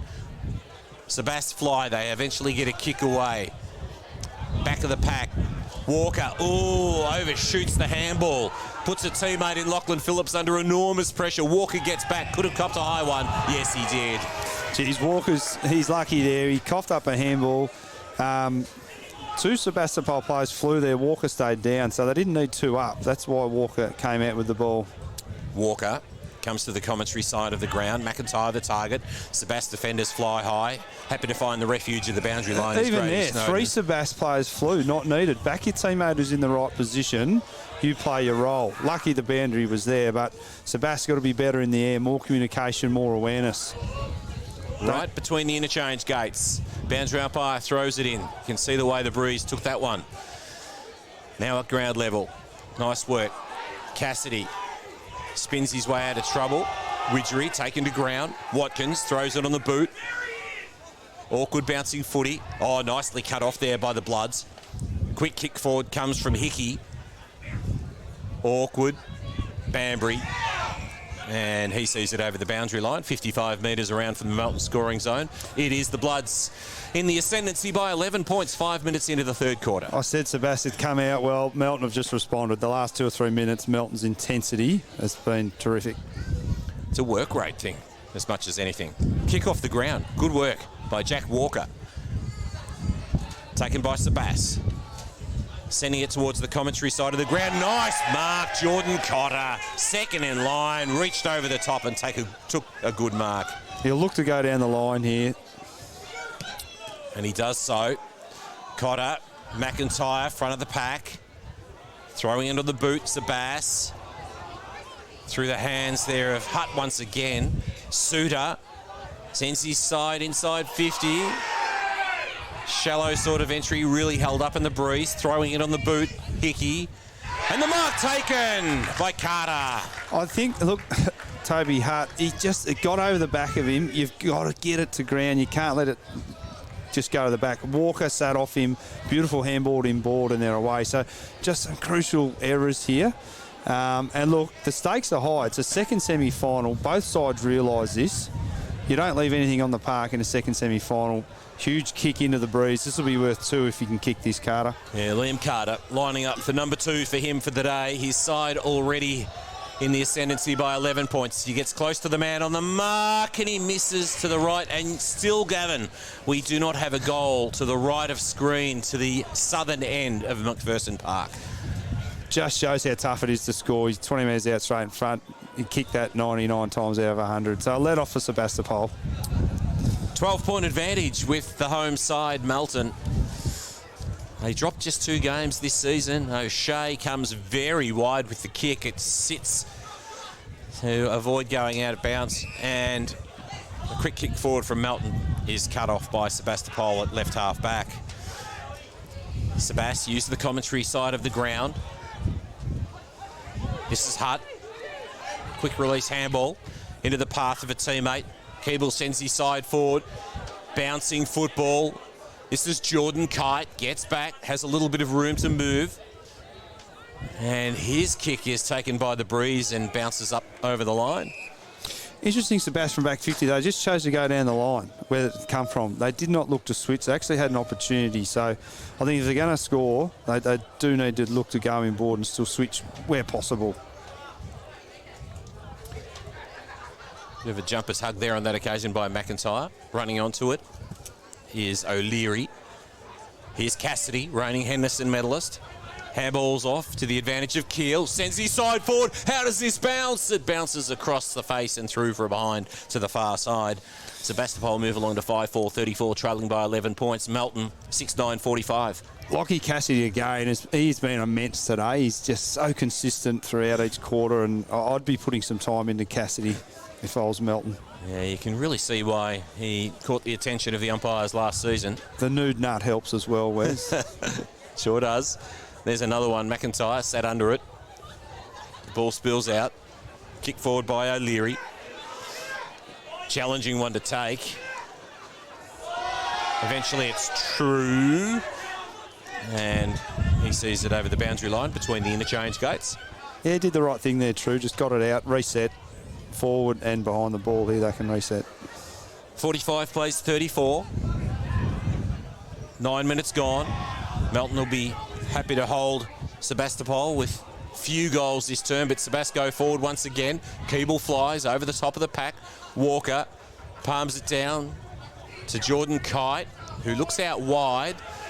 And that's a little wider than perhaps he even intended there on that occasion. He had a man out there in Lachlan Phillips, but it was beyond his reach and the ball to be thrown in some 35 metres around from the scoring zone. I just think the last few entries from Sebast have been rushed, they've been high kicks, whereas Melton a bit more efficient when they go forward. Shallow throw in, McIntyre first to it. Kick around the body, over the boundary line, on the bounce, so it'll be a throw in. That kick came from Jed Hill. The players need to adjust. The boundary throw-ins are all falling short because of the breeze. So, smart players get to the front of the fall of the ball, the front of the stoppage. That's where it's falling. Yeah, it's a pretty obvious one, that one, isn't it, really? That one doesn't hold up quite so much. Fisted away, and in fact fisted through for a rush behind to Sebas. The margin back out to 12 points, 5-5-35 Sebastopol. Melton 6-9-45. Melton will take that, just rush points, taking up some time, no real impact on the scoreboard. In fact, 10 points separate the two sides, 45-35. Long kick out wide, flying was Braden Kite. Not able to take the mark. Ball over the boundary line, 55 metres from the Borough's scoring zone. Smart kick though by Melton. It's outside 50. It's out of bounds. That's a win. Plenty of players around the football. Melton happy to create some congestion, wanting to mitigate the damage this third term. We saw Sebastopol kick 5 unanswered goals across the course of the opening term of our game. And then Melton responded in kind with 6 in the second quarter.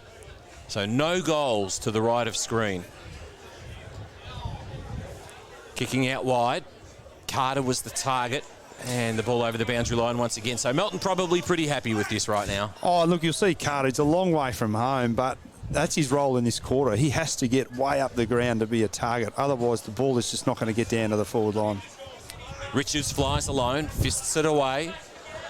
And once again, over the boundary line, out of the reach of Jordan Cotter. Aaron Sims will be happy with this. He would have instructed his players to play that far side of the ground, get it out of bounds, for his forwards to present right up, soak up some time. So Melton are playing this to a T right at the minute. Sebast need to respond. Yeah, 11 and a half minutes gone. Time's ticking away. And McIntyre lays a tackle. And we'll have another ball up 55 metres out from the Sebast scoring zone. He's been huge, McIntyre. Just follow up with a tackle there. Not afraid to get his hands dirty. Yeah, I love the way that he's prepared to do work at ground level. Take away with Borg. Loves to run. Little kick forward. Oh, someone's dumped behind play. And there's going to be a little bit of angst here between a couple of players.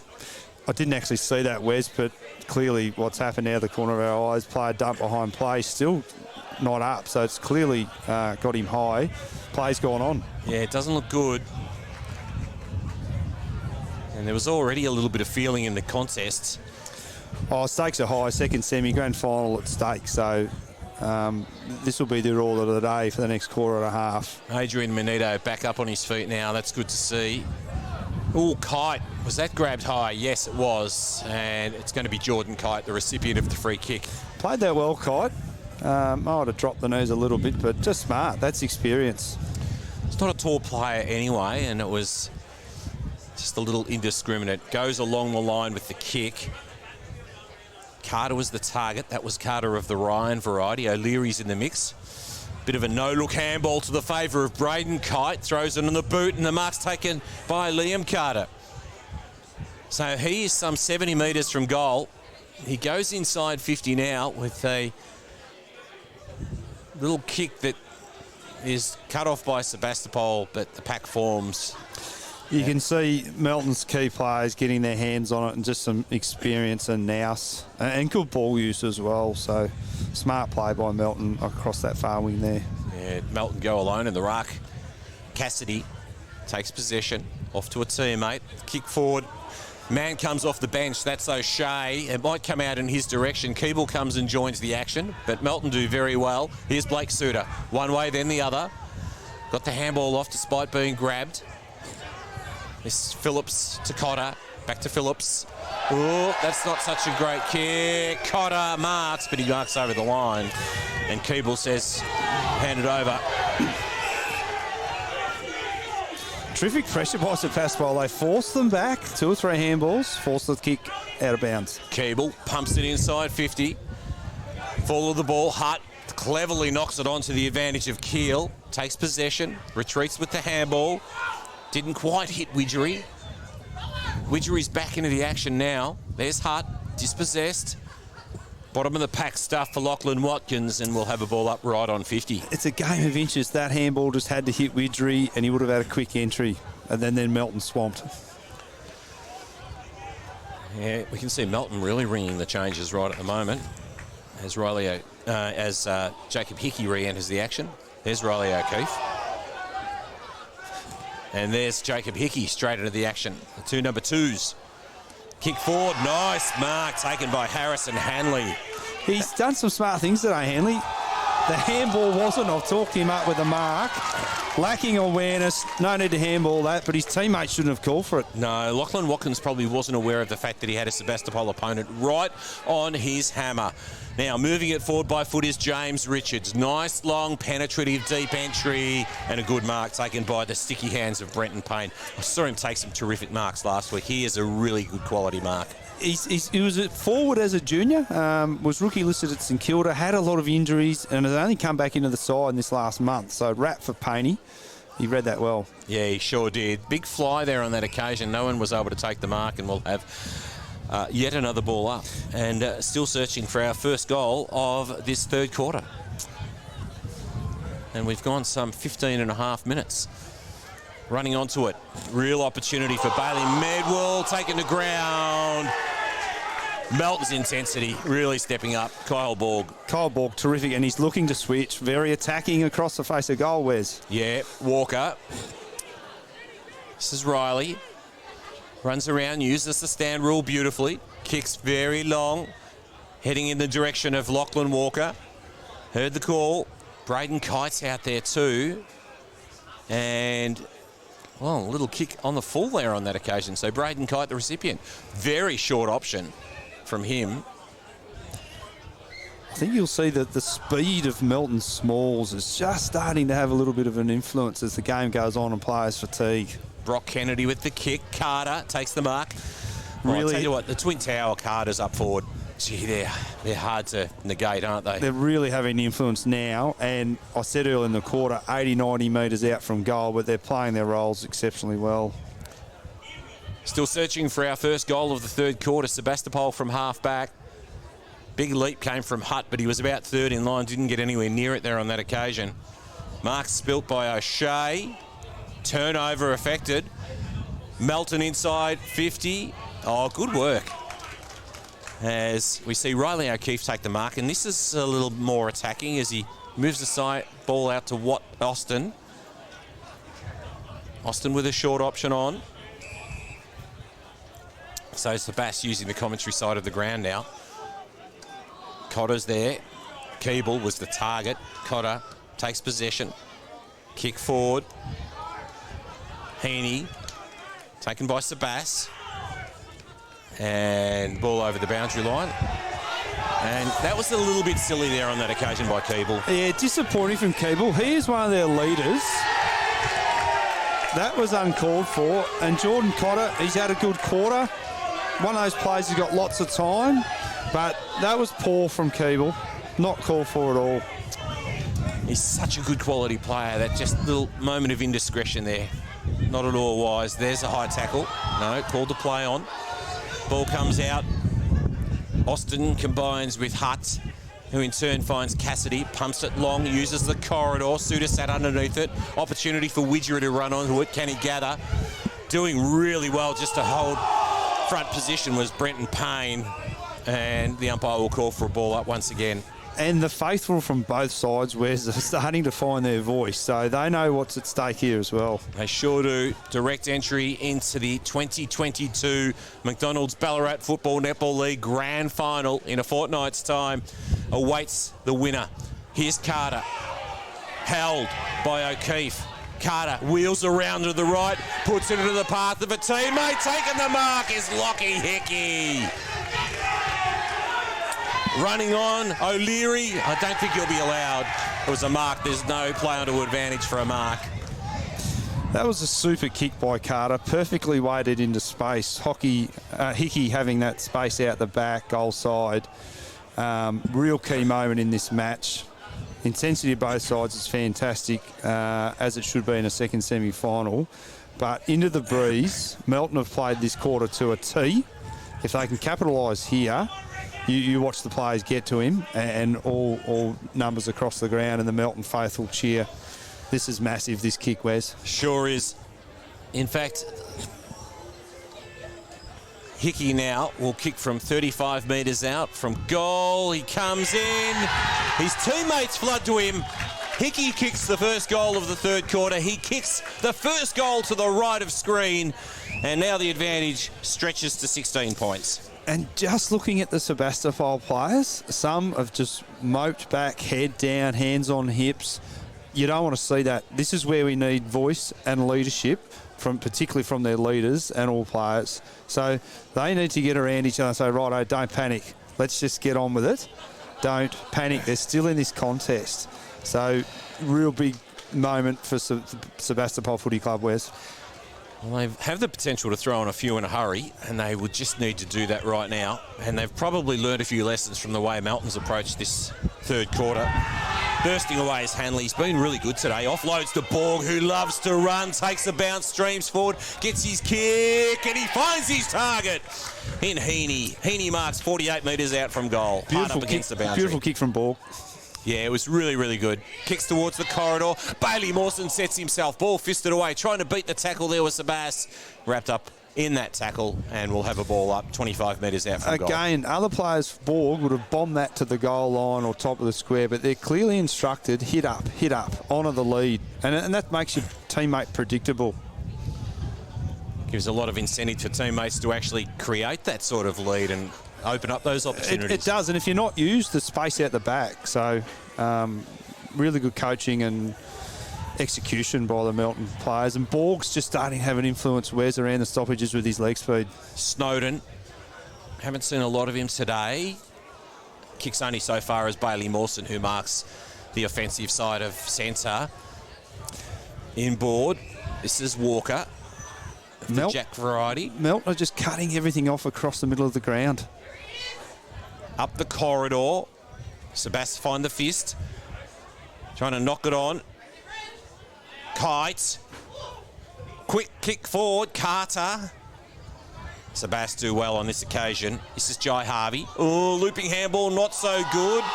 Puts a teammate under enormous pressure. Matt Austin held up in the tackle. Brilliant by Melton. Sebastopol cannot get any chains. They cannot get uncontested marks coming out of their back 50, which is just, it's frustrating their forwards. It's making Hart and these guys, it's nearly impossible to get to them. Opportunity for Sebas. Taken in the tackle once again. And time's just getting soaked up here, Wes. So again, yes, even though it's in Melton's forward 50, they'll be happy with this. We're 120 metres away from Sebastopol's goal. 22 minutes gone. Cassidy, quick hands. Very sharp stuff. Sebas once again taken in the tackle. I've mentioned it in every quarter, even though Melton are attacking and scoring, but do they put a number behind the ball just this last 5 minutes? Fisted away by Sebas. Kite.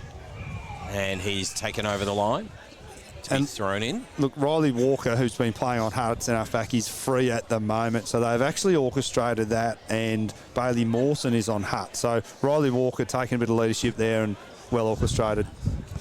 Clever man, Carter. Throws it on the left. bouncing over the line to be thrown in 20 metres around from Melton scoring zone. They've had the ascendancy for this quarter, probably for the last 8 to 10 minutes in particular. Into the breeze, absolutely, which is a super effort with this breeze. And you can just see players from both sides starting to tire. Lots of guys hands on knees. Rotations, both sides have upped their rotations. Yeah, there's a few players that are a bit gassed out there right at the moment. Jordan Kite juggling attempt to mark. Has his kick smothered. Bailey Mawson. And we'll have another ball up. Look, Melton would be happy to not score here, provided they don't allow Sebastopol to score. They wouldn't mind a stalemate. Depends how attacking they want to be. Or do they roll the dice and try and score again? Just the one goal this term came from Hickey. We've gone 23 and a half minutes, and it's a 16-point advantage the way of Melton.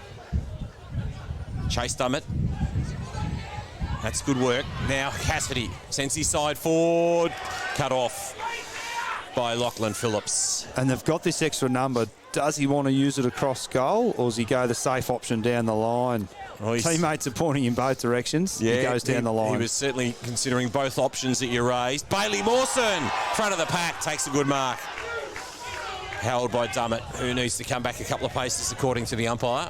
Just got held up into the breeze, but he's read that beautifully well. Yeah, he sure did, Bailey Mawson. Exciting young player in the competition. Not such a great kick on that occasion. And taken by Widgery. Squares it up. Oh, dear. Once again, Jack Walker cuts it off. Trying to burst through the pack was O'Leary. Here's Cassidy. He's taken in the tackle. That sums up Sebastopol's plight on 4 or 5 times today. Widgery, well intercepted, but he just getting his ambitions and his abilities mixed up. He's gone inboard across half back, and they're lucky to get a stoppage. Yeah, they looked like they might have been out there for a moment, Melton. They didn't quite capitalise on that turnover. There's Widgery in again. Manito, dispossessed. Dummett, kick forward, taken to ground. Yeah, look, technically there, the sling tackle, as we know, it's umpired differently now compared to years ago, so that was there. And players need to adjust. Here's Forbes. Nice, long, penetrative kick. Really opens up an opportunity for Sebastopol. But look at Walker drifting across half-back. Puts it into the path of Kite. Doesn't quite sit for him. And Jordan Kite has to escort the Sharon over the line. Just the composure of Walker. He read that well with the long kick, but just the kick to space, got it out of bounds, and that's been the difference. Little things like that. Just a bit more skill, execution. 51 plays 35. He's escaping again. Oh, look at Kyle Ball go. Loves to run. Sends it out wide. Puts it into the path of Hanley. He's got O'Shea riding his shoulder. O'Shea does pretty well there on that occasion. And, in fact, wins himself a free kick. Just forward of the centre circle. So O'Shea pumps it up the corridor. Keeble the target. Suter at ground level. Sweeping handball over the top to Braden Kite. Not such a great kick by Braden Kite there on that occasion. Turns it over. Sebastopol pump it straight inside 50 once again, but Riley Walker drifts back with the flight of the football and takes it. Brings it out to the commentary side of the ground, and Carter will mark. 45 from defensive goal. Can probably just keep possession right now. Yeah, and they would have trained for this, no doubt, for these types of situations. A little bit more composed than Sebastopol were at the end of the second quarter. And look, Riley Walker has had an influence as a spare in the last 3 minutes. He's taken about 3 marks and kicked the ball well. Mawson second in line in this occasion. McIntyre front and square doing the roving. Manito throws it on the boot. Siren sounds to end our third quarter at McPherson Park in the Carlton Draft second semi-final of the McDonald's Ballarat Football Netball League. It's our Ballarat Toyota match of the day. A 27-minute third quarter, and it's Melton 7-9-51, leading by 16 points at the last change. Sebastopol 5-5-35, just a solitary goal coming in that third term. It came from the boot of Lachlan Hickey at the 19-minute mark, and that means that Melton, well, they lead by 16 points and will kick with the aid of the breeze in the fourth and final term. Gavin Webb. And the reaction of the Melton crowd told a story, Wes. They showed their appreciation, even though they've only kicked 1 goal. They held Sebastopol into the breeze. They knew how vital that was, and that just shows how much this means to the Melton faithful. They haven't won a premiership since about 2004 or 5, I don't think. They lost the grand final a few years ago. So they've been building for a number of years under Aaron Timms. at half time, no doubt it would have been addressed how important this quarter was. And they played that remarkably well. They held onto the ball. Their kicking skills were pretty good. They soaked up time. Their tackling was ferocious. And to hit the scoreboard into the breeze, it's probably worth 2 goals. So some of the defensive efforts across half-back and deep inside their defensive 50 was first class. And, Sebastopol probably looked rattled at times, some of their foot skills.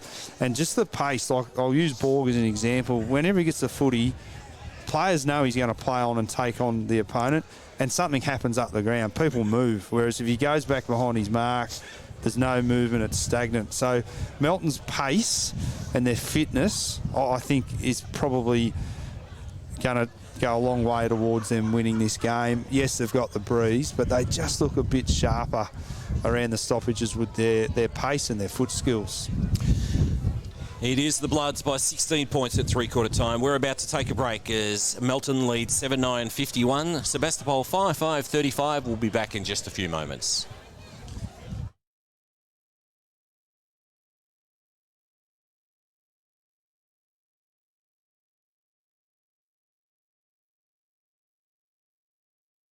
As proud sponsors of the Ballarat Football Netball League, we love supporting local. And love community sport, and we encourage everyone to get out there, support your local football and netball league, and of course, support local business.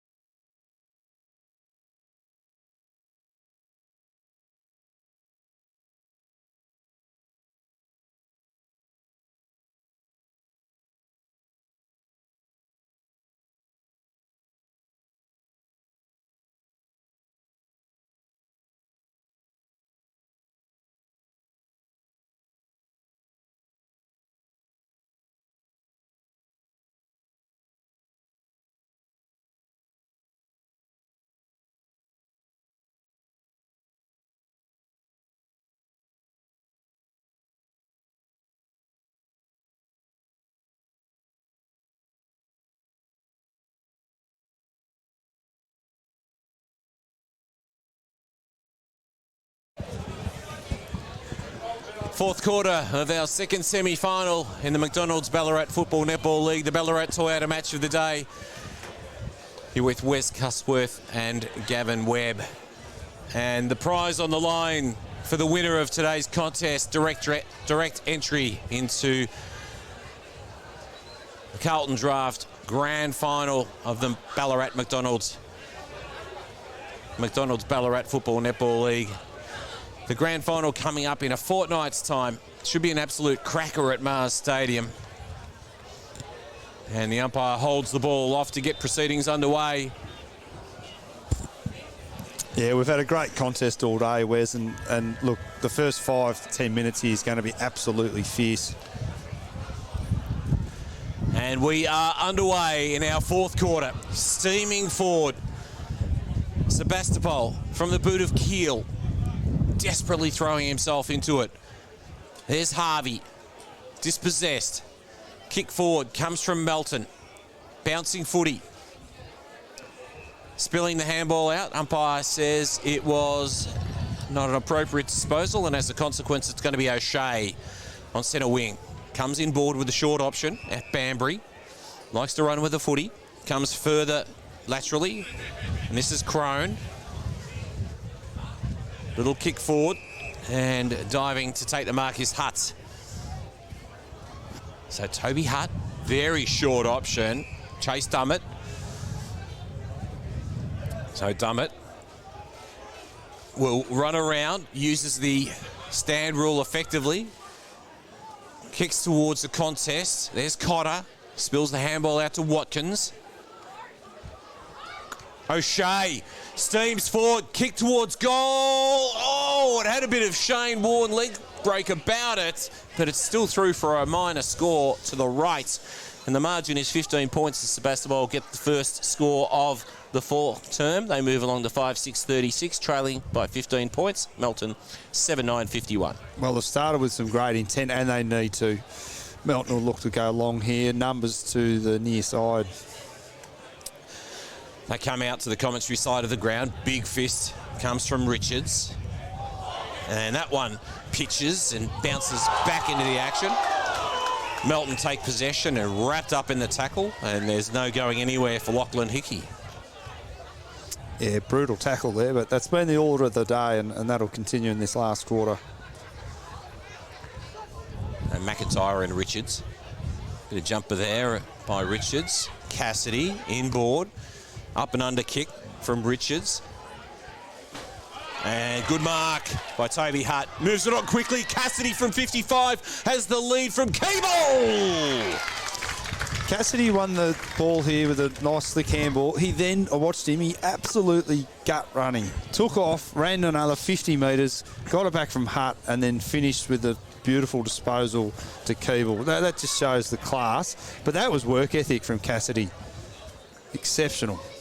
And he's blowing now, but he has tried his absolute heart out all day. That's what makes him such an outstanding player in the competition.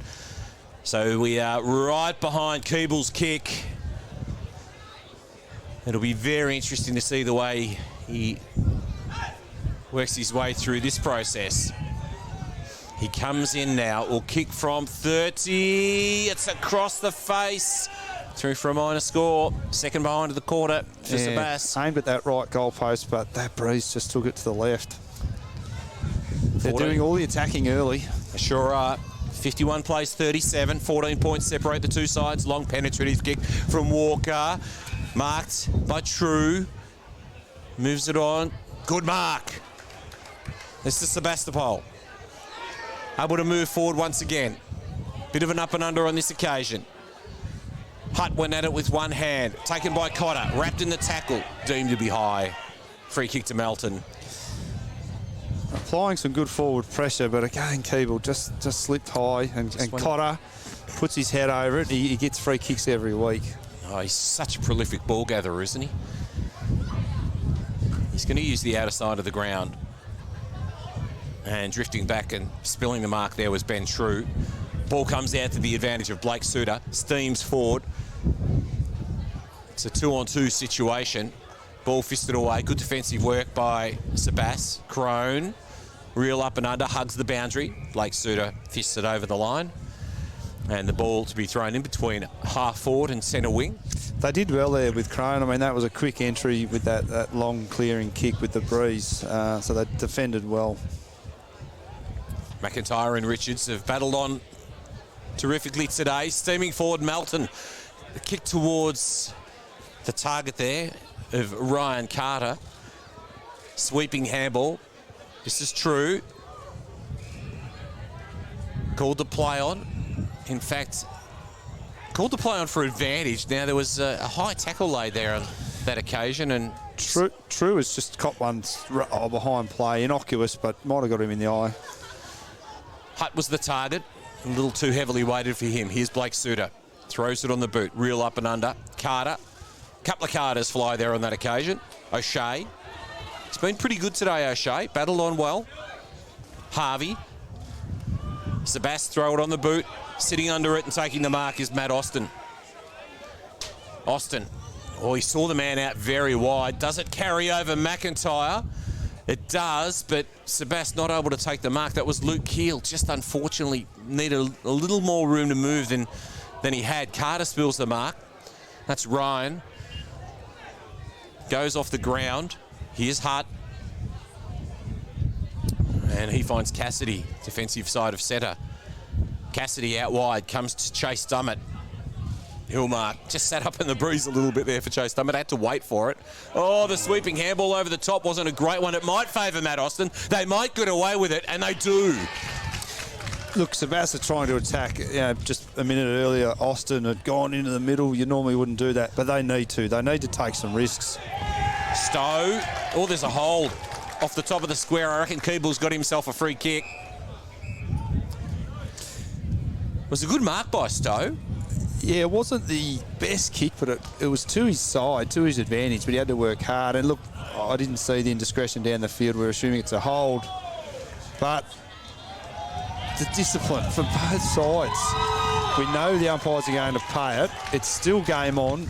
Late, early in the last quarter of a second semi-final. Now is not the time to be giving away free kicks or getting sucked in, giving away 50-metre penalties. This is where you've done all your training. You've done your fitness work, you've done your skills, but this is game sense. This is where you need your leaders to stand up and your smart players to come through and just get things level across the ground. Just to talk through that one, I thought it was downfield, but it was actually a 50-metre penalty, so Stowe did have the kick. Kicked the goal truly over the goal umpire's hat from just a few metres out, and as a consequence has drawn the margin back to just 8 points separating the two sides. 7-9-51 plays 6-7-43. So Sebast really giving themselves the best opportunity with a good start. They've thrown the kitchen sink at it this first 7 minutes. They've had most of the play. Melton actually do need to weather the storm here and respond. Just because they've got the breeze doesn't mean they're going to kick away. Which, of course, as we know, means that was the first goal to the right of screen, and a free kick has been won in midfield. Bursting away, Walker, Carter. So a quick response is exactly what Melton's seeking, and they've got a prime opportunity for it right now. Beautiful kick by Jack Walker. No backman was going to stop that. He kicked it to Carter's advantage, Liam Carter, and nice hands. That was exceptional, and that's what your top line players can do.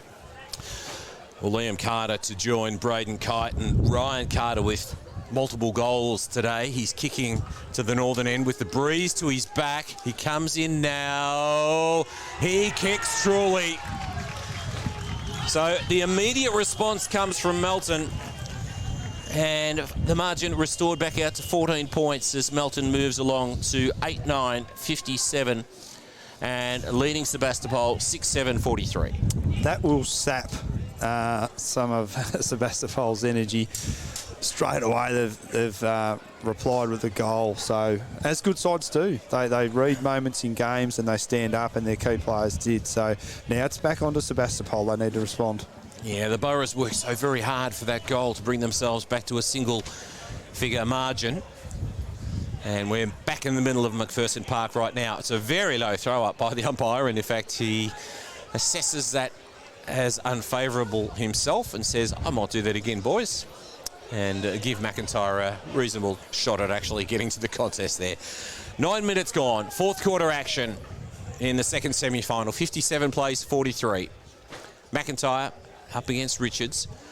Sebastopol with the takeaway.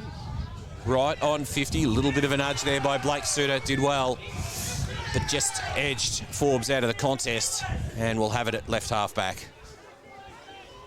Yeah, he used his body well there. Just down the line, soaking up some time. Sets it up nice and high. Carter sits underneath it, but a good mark taken on that occasion by Riley O'Keefe. Did very well. Look, he's battled away. Carter probably has had the points today, but O'Keefe has had his moments. O'Keefe uses the stand rule. Carter happy for him to go on. He kicks into open sort of space. Keeble with an opportunity to run onto it, but he's got his rival, number 9, in Lachlan Phillips there. It's Melton that wins it away. Kicks towards midfield. Comes off hands. Steaming away. Swinging onto the left, Melton. Kick towards the boundary. Oh, pitches and bounces over. That's probably not a bad result for the Bloods. Yeah, he kicked a touch. They'll be happy with that. Get it downfield. Boundary throw in. They can set up forward of the ball and behind, so smart play. Yeah, Jacob Hickey, solid performer today. 10 minutes gone, fourth quarter action, 8-9 plays 6-7. Shallow throw in, taken by Sebas. Quick kick forward. Hutt had hands. Riley Walker claimed it. Geez, Hutt's stiff there. He had the first grab and Walker's just pinched it and the umpire's paid it, so that could be costly. Walker thumps it very long. Oh, big leap came from Melton, but it fell to the advantage of Liam Carter. Carter wheels around to the right, kicks towards Ryan's advantage. Front and square was True. Sebas with the takeaway. Nice kick, finding Medwell. Kicked a goal right on the quarter-time siren that really did ignite the Sebas team. 50-metre penalty paid. Here's Medwell. He'll want to move it on quickly. I think both sides are showing a little bit of frustration at some of the umpiring decisions, but again, under pressure, this is where you've got to stay disciplined. Wide kick towards Hutt. Ball fisted towards the boundary, taken by Walker. He's been solid, only so far as True. So True comes laterally. Stowe. Every player is in the forward line for Sebastopol. Melton have really clogged this up. Real up and under from Stowe. Melton sits underneath it. That's Jordan Cotter. Jordan Cotter, for a man his size, he reads the ball well in the air and he's courageous. Incredibly courageous. Just really prepared to put his body on the line. Walker spills what he should have taken, but has ample time with which to recover. Then kicks towards Ryan Carter. This is O'Shea.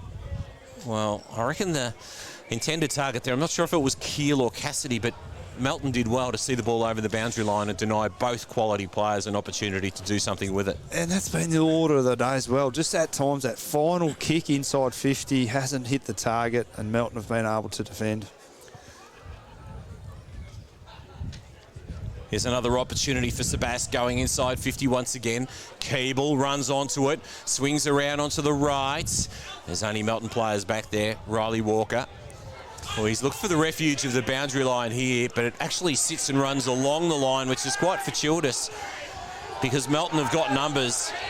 And here we go with Borg. He takes a bounce and he steams away again. He's got a man inside 50. Doesn't quite hit him, although it may bounce the way of Braden Kite. Kite spun around, taken by O'Leary, taken to ground, and deemed not to have disposed adequately. He says, I've got the handball out. Some great defensive efforts from both sides there in that passage. It's a game full of intensity. It's exactly what we've come to hope for in this game, and that's a disappointing result for Sebas. He worked hard for that tackle free kick, but he's let himself down with the kick. This is what hurt them in the second quarter. It's hurting them again.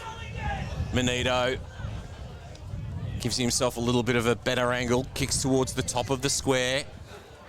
Carter has the ball knocked away. True. Quick hands. Widgery can't gather possession. Oh, Keel is wrapped up. Ball spills out. Borg. Fast. Into the pocket. Marked by Melton.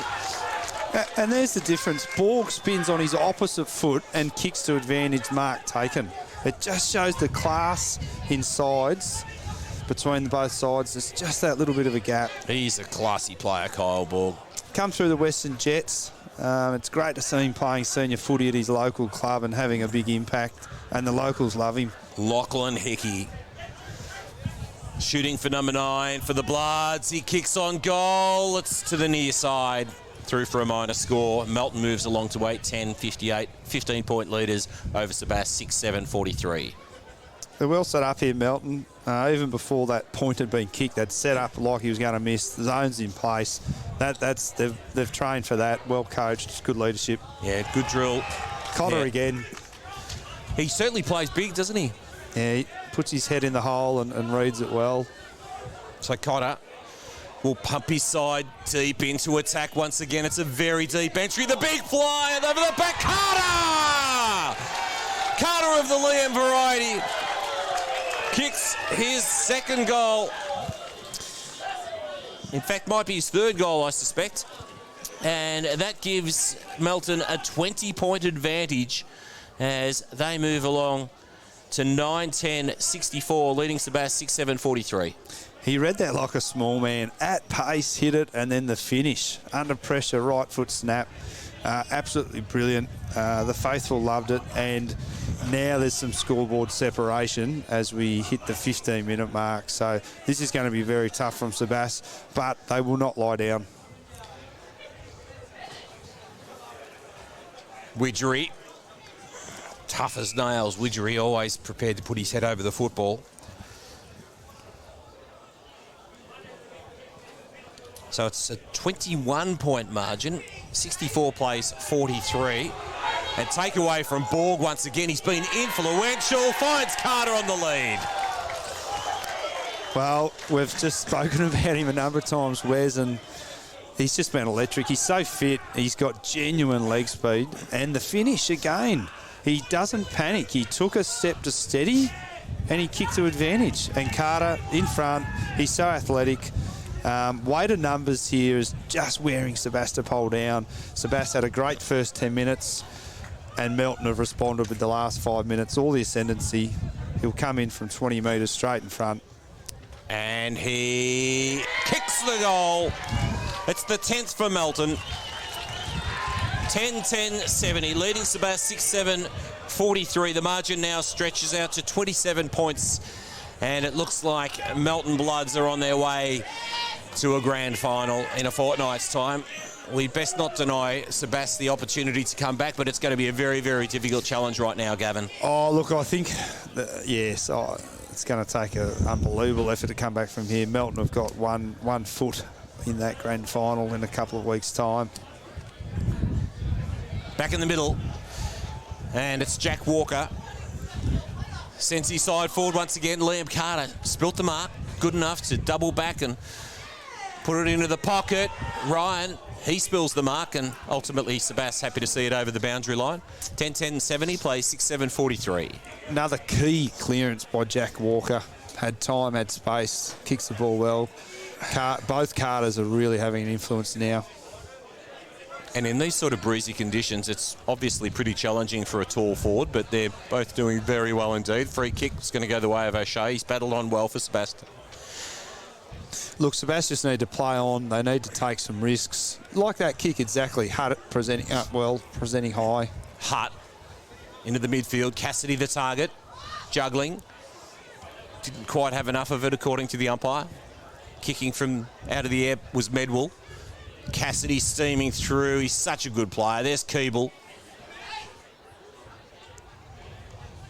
Could have been a high tackle on Hutt. Called to play on. Melton take possession.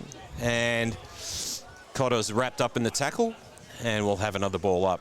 18 minutes gone in this fourth quarter. 70 plays 43. Yeah, they've got to take some risks. Look to play on. Get handball receives. Otherwise, the game's done. In saying that, by taking the risk, they could get scored against, but they've got to be willing to take that risk. Who cares if they lose by 8 goals from here? They've got to try and win the game. Bailey Mawson had his moments today, Bailey Mawson, where he's been quite influential. Walker Just running on top of the ground right now, aren't they, Melton? They're looking good. Carter couldn't haul it in. Sebas, cross half back. True. And we'll have another ball up 45 metres out from the blood scoring zone. You can see players tiring, but Melton's still a little bit more full of running. Here's Cassidy. He's run it out well for Sebas. Oh, doubling back into trouble. And a high tackle. He's been huge, Cassidy. Without him today, they're probably 7 or 8 goals down. He's been really impressive. Might have been high tackle for the fend-off there on that occasion. And this is Borg again. Pumps his side deep into attack. The big men fly. Carter, quick snap. That was Ryan. Liam's hard up against the line, and Sebas happy to see it through for a rush behind. 28 points separate the sides. 10-11, 71 plays 6-7, 43. Last 2 kick-ins, Sebas have gone up the middle, so clearly they're rolling the dice. Melton with the shot on goal, but Sebastopol have to do this. Just keep playing on, keep going inboard, take some risks. 72 plays 43, 29 points separate the sides. Here's Austin. Marks at defensive 55 and then switches play back inboard. And that is not connecting at all, and the ball over the boundary line. That's Medwell. He's done that 3 or 4 times. He's a good player. He's played reasonably well, but just let himself down with a few disposals. Just hasn't learnt kicking into that breeze. Bailey Mawson doing the ruck work for Melton now. Cassidy finds a man inboard with the hand. Then kick towards Hutt. Walker reaches over the top. Hutt with a little up and under. Coming off the ground. Keeble runs onto it. Stowe's there. Keeble continues to battle on. Numbers flood back with the path of the football. And we'll have a ball up 49 metres out from Sebas's goal. 21 minutes gone in the 4th quarter. Spoke about Cassidy's work rate before. Yeah, beautiful vision and handball, and then he's just pushed forward and run 100 metres. He's absolutely blowing, and here he is at the next stoppage. Just such a hard worker. And I don't think he's rotated off the ground all day. No, he's been fantastic. Kite tries to evade the tackle, gets it off to Mawson by hand. Mawson with a real up and under. Ryan Carter sits underneath it. He's got Snowden to contend with. Now an opportunity. Here's Manito. Oh, he's ridden into the turf. Gets a free kick for a high tackle. That's the second time today that Adrian Manito's been absolutely buried in McPherson Park. Yeah, free kick was there. Look, I think with Melton's forward line, the reason they're so dangerous, they've got a number of hybrid forwards. You know, the Carters are so versatile and athletic. They've got the mix of smalls. Both Carters take turns at being the deep forward or getting up high at the ground. So Sebastopol's defenders, they've just been under pressure all day, and it's just the damn wall is about to burst. Adrian Manito comes in now, kicks and misses to the right. So 10-13, 73 Melton, 30-point leaders over Sebas. 6-7, 43. Adrian Manito doesn't get too many opportunities in front of goal. He'll be a bit disappointed with himself there, I suspect. He'll hopefully learn from that next time he has an opportunity. Big leap from Walker. He's been really good today, up back.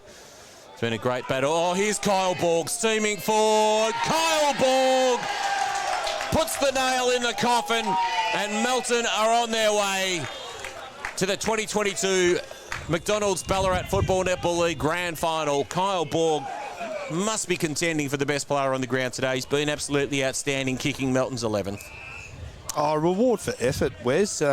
He's finishing this match running on top of the ground. He's getting to the right spots. Teammates are giving him the ball because they know what he can do. And that's reward for effort, to be able to hit the scoreboard. And he makes his way into the next centre clearance. And just he was ecstatic. His teammates clearly love him. They got around him. And Sebastopol just need to fight this out and take this into next week. They cannot lie down here this last 5 minutes. Well, that's a really important point too, isn't it? They do need to take some positives out of this experience today, and they'll obviously contend with either Darley or Ballarat next week. But Melton will be standing on the sidelines awaiting their opportunity at Mars Stadium to break a drought that extends back to 2005. There's Mawson. He's taken to ground by the hard-working Cassidy. And we'll have another ball up just forward of centre for Sebas, but they trail by 36 points. Mawson against Richards. Manito.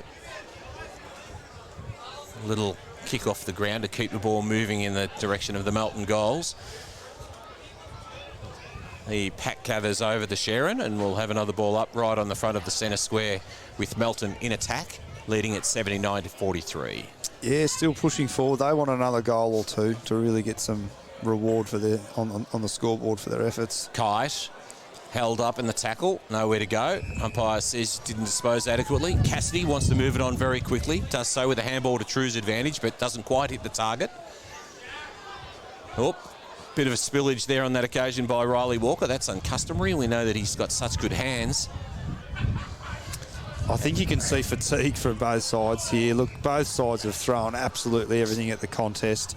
It's been very physical, but it's also been fast-paced as well. So credit to both sides. It's been a brilliant game. It's certainly been very entertaining. Richards gets it down to Keel, pumps it long, but just waiting underneath it is Cotter. Yeah, he's the man again. Just read it well. Really composed. The man again, out to the man again. Kyle Borg. Yeah, how good's he been today? He's had a great last quarter, and again, that leg speed and fitness has come to the fore. And he's Sells done a it bit of again. candy and uses the commentary wing. The big lead. Nice mark taken by Heaney. Heaney inboard now, finds his captain. Braden Kite wheels around to the right, up the corridor. Carter the target. Good hands by Liam Carter. It's all falling into place for Melton now. That was probably the cleanest passage of play from the back 50. Cotter to Borg to Heaney to Kite, inboard, kick to advantage to Carter, who just nudged his opponent under the ball. Very hard to stop, but that was precision and execution, just brilliant. So, you know, they're careering away now, Wes. This is Liam Carter to become the most prolific goal kicker on the ground today. Kicks for 4, kicks truly. Liam Carter has 4 and Melton have 12. 12-13, 85. 42-point leaders over Sebastopol, 6-7-43. And I think you mentioned earlier, the reality is that if Melton were able to steam away, which they have done with 5 goals in this fourth and final quarter, it might appear that it was a relatively lopsided game, but it's been far from that, Gavin. No, it has been a hard-fought contest, and I think where Melton won it was that third quarter, where they were able to score into the breeze and nullify Sebas, who had it. So now they're getting some rewards. This is just the cream on top in this last 10 or so minutes. And once again, it's important that Sebas really takes something out of these final few minutes. Oh, quite often the way you finish a game, you take it into next week. Walker, man on the lead. And finishing strongly, the Bloods. And this is Payne. He's been back. He has rotated a lot. He doesn't look overly fit with that knee, but they've obviously just swung him forward. And I'll back him from here. He was a great kick as a junior. Brenton Payne for his first goal of the game. He comes in. It's a nice kick off the boot. He misses to the left. Commentators, Moz. Join the club. 86 plays 43. And remarkably, I'm going to tell you that Melton has doubled Sebastopol's score, but it just doesn't feel like it. No, it certainly doesn't. In general play, it's been very even. Melton have just been more efficient and a bit more classy with their execution. Pretty solid tackle there on that occasion. Siren sounds to end our Carlton Draft second semi-final in the McDonald's Ballarat Football Netball League. Our Ballarat Toyota match of the day has gone the way of Melton. They have progressed to the grand final in a fortnight's time to be played at Mars Stadium, and they will leave Sebastopol to face a rival next week, whether it be Darley or Ballarat. 12-14, 86 to 6-7 43.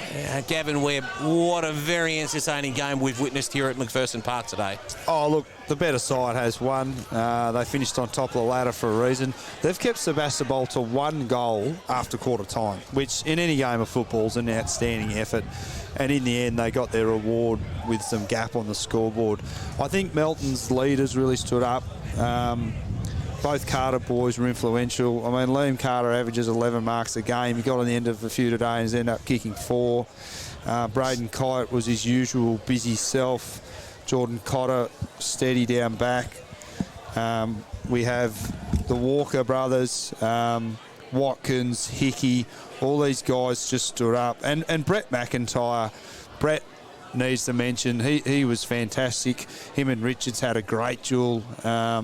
Both ruckmen probably tired as the game went on, but McIntyre had some useful follow-up possessions and tackles, and his body work and strength around the footy was pretty important. So, and look, they had plenty of others flash in and do their bit. Hanley did a few nice things.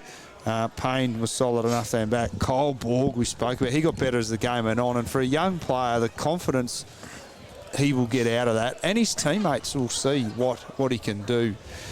So Borg, he's going to have a massive role to play in the grand final in a couple of weeks. He was instrumental with a lot of their run across half back, but also inside 50. So brilliant by him. Mawson was solid. It's hard to find a bad player for Melton, and that's been the story of their year. They're so even. They've got winners on every line, and they've just got that class. Sebastopol, look, they fought it out. They were very good today. To come down here, kick 5 goals in the first quarter. Michael Searle, as his team walks off, he'll be saying to them, head up, we did a lot right, we'll learn from this, and they need to regroup. They can't sulk for too long. They have a game to play next week, so no doubt Michael Searle will be looking at tomorrow's game between Darley and Ballarat, and he knows both sides well, but they know they need to bounce back and lick their wounds, learn from this. They've lost, but don't lose the lesson, and they'll bounce back. They'll be thereabouts next week, but it's Melton's moment, Wes. Sure is, Gavin. You've really assessed that absolutely magnificently as Melton has prevailed 12-14, 86, 6-7, 43. Let's just look to the goal-kicking list where Liam Carter booted 4, Ryan Carter kicked 3, Braden Kite, the skipper, in an exemplary manner, led the team today. He kicked 2, Jack Walker 1 and Kyle Borg 1. Also Lachlan Hickey kicked 1. And for Sebastopol, all individual goal kickers, James Keeble, Lockie Cassidy, Bailey Medwell, Chase Dummett, Liam Stowe and Connor O'Shea. And can we just pinpoint some of the things that Sebastopol will be told during the course of this next week to prepare for the preliminary final next Saturday? Yeah, look, I think their contested footy was very good. They tackle well. They probably gave away a lot of free kicks early. I just think their disposal by foot, it wasn't, at times it was the decision making and the execution. Yes, they've got to attack and play on and go inboard and kick on the 45s and switch, but just at crucial times you've got to know when to go down the line, when to just kick it long and get it out of bounds. So that's just game sense and those real teachable moments that Surly will be talking about. They iron out a few of those little indiscretions, and the scoreboard probably is a little bit closer. So, it's not all doom and gloom for Sebast. They'll ice up, they'll get injuries looked at. They turn up to training with a positive mindset and get on. They're in a prelim final. Their season is still alive. So I think that'll be the message from Surly, that they just attack next week. They get on the track and they turn up with a smile on their face and get on with it and regroup. So Melton are a very good side. They've only lost the 2 games for the whole year. So they're the yardstick. They deserve to be the first side through to the grand final. I wouldn't write Sebastopol off, nor would I write off Ballarat or Darley tomorrow. Yes, they will have watched today's game and listened to our call with great interest, knowing full well that their seasons are very much alive and they can turn things into a real positive by maybe taking some great instruction out of what you've provided today, Gavin. I hope you've enjoyed the opportunity to be here at McPherson Park and be part of the coverage. It's been great, Wes. Yeah, thanks for having me along. And it was a great game of footy. Very good crowd down here too at Melton. Sun was out as the day went on. Obviously the breeze played a part, but just a good game of footy. And the best team on the day clearly won. Yeah, really. Which is Melton. They go through and they're a step closer to winning that flag. Yep, I've certainly enjoyed your company today. You've done a fantastic job, some real insight into the way in which the game was played. And I hope you, our viewers, have enjoyed the way that we've provided the coverage today. It's been a most entertaining game here. Thanks to Brock for his work by way of production and camera work for the Red Onion creative team. I can tell you that a 26-point lead was enjoyed by Sebastopol at quarter time. At half time, that had been turned around with a 38-point swing. Melton led by 2 straight kicks at the main break. They led by 16 points at three-quarter time, and it was probably the third quarter in which they won the game, as Gavin has described, and then they went away and they won it by 43 points. 12-14, 86 to Sebastopol, 6-7, 43. Hope you've enjoyed the coverage, making sure that you look online for tomorrow's game, the clash between Ballarat and Darley. Should be an absolute cracker. On behalf of the team, I'm Wes Custworth saying goodbye, farewell, and I'll catch you again, personally, I'll catch you again next Saturday, and make sure that you're watching tomorrow's first semi-final, which should be an absolute belter in the McDonald's Ballarat Football Netball League as part of the Ballarat Toyota Match of the Day.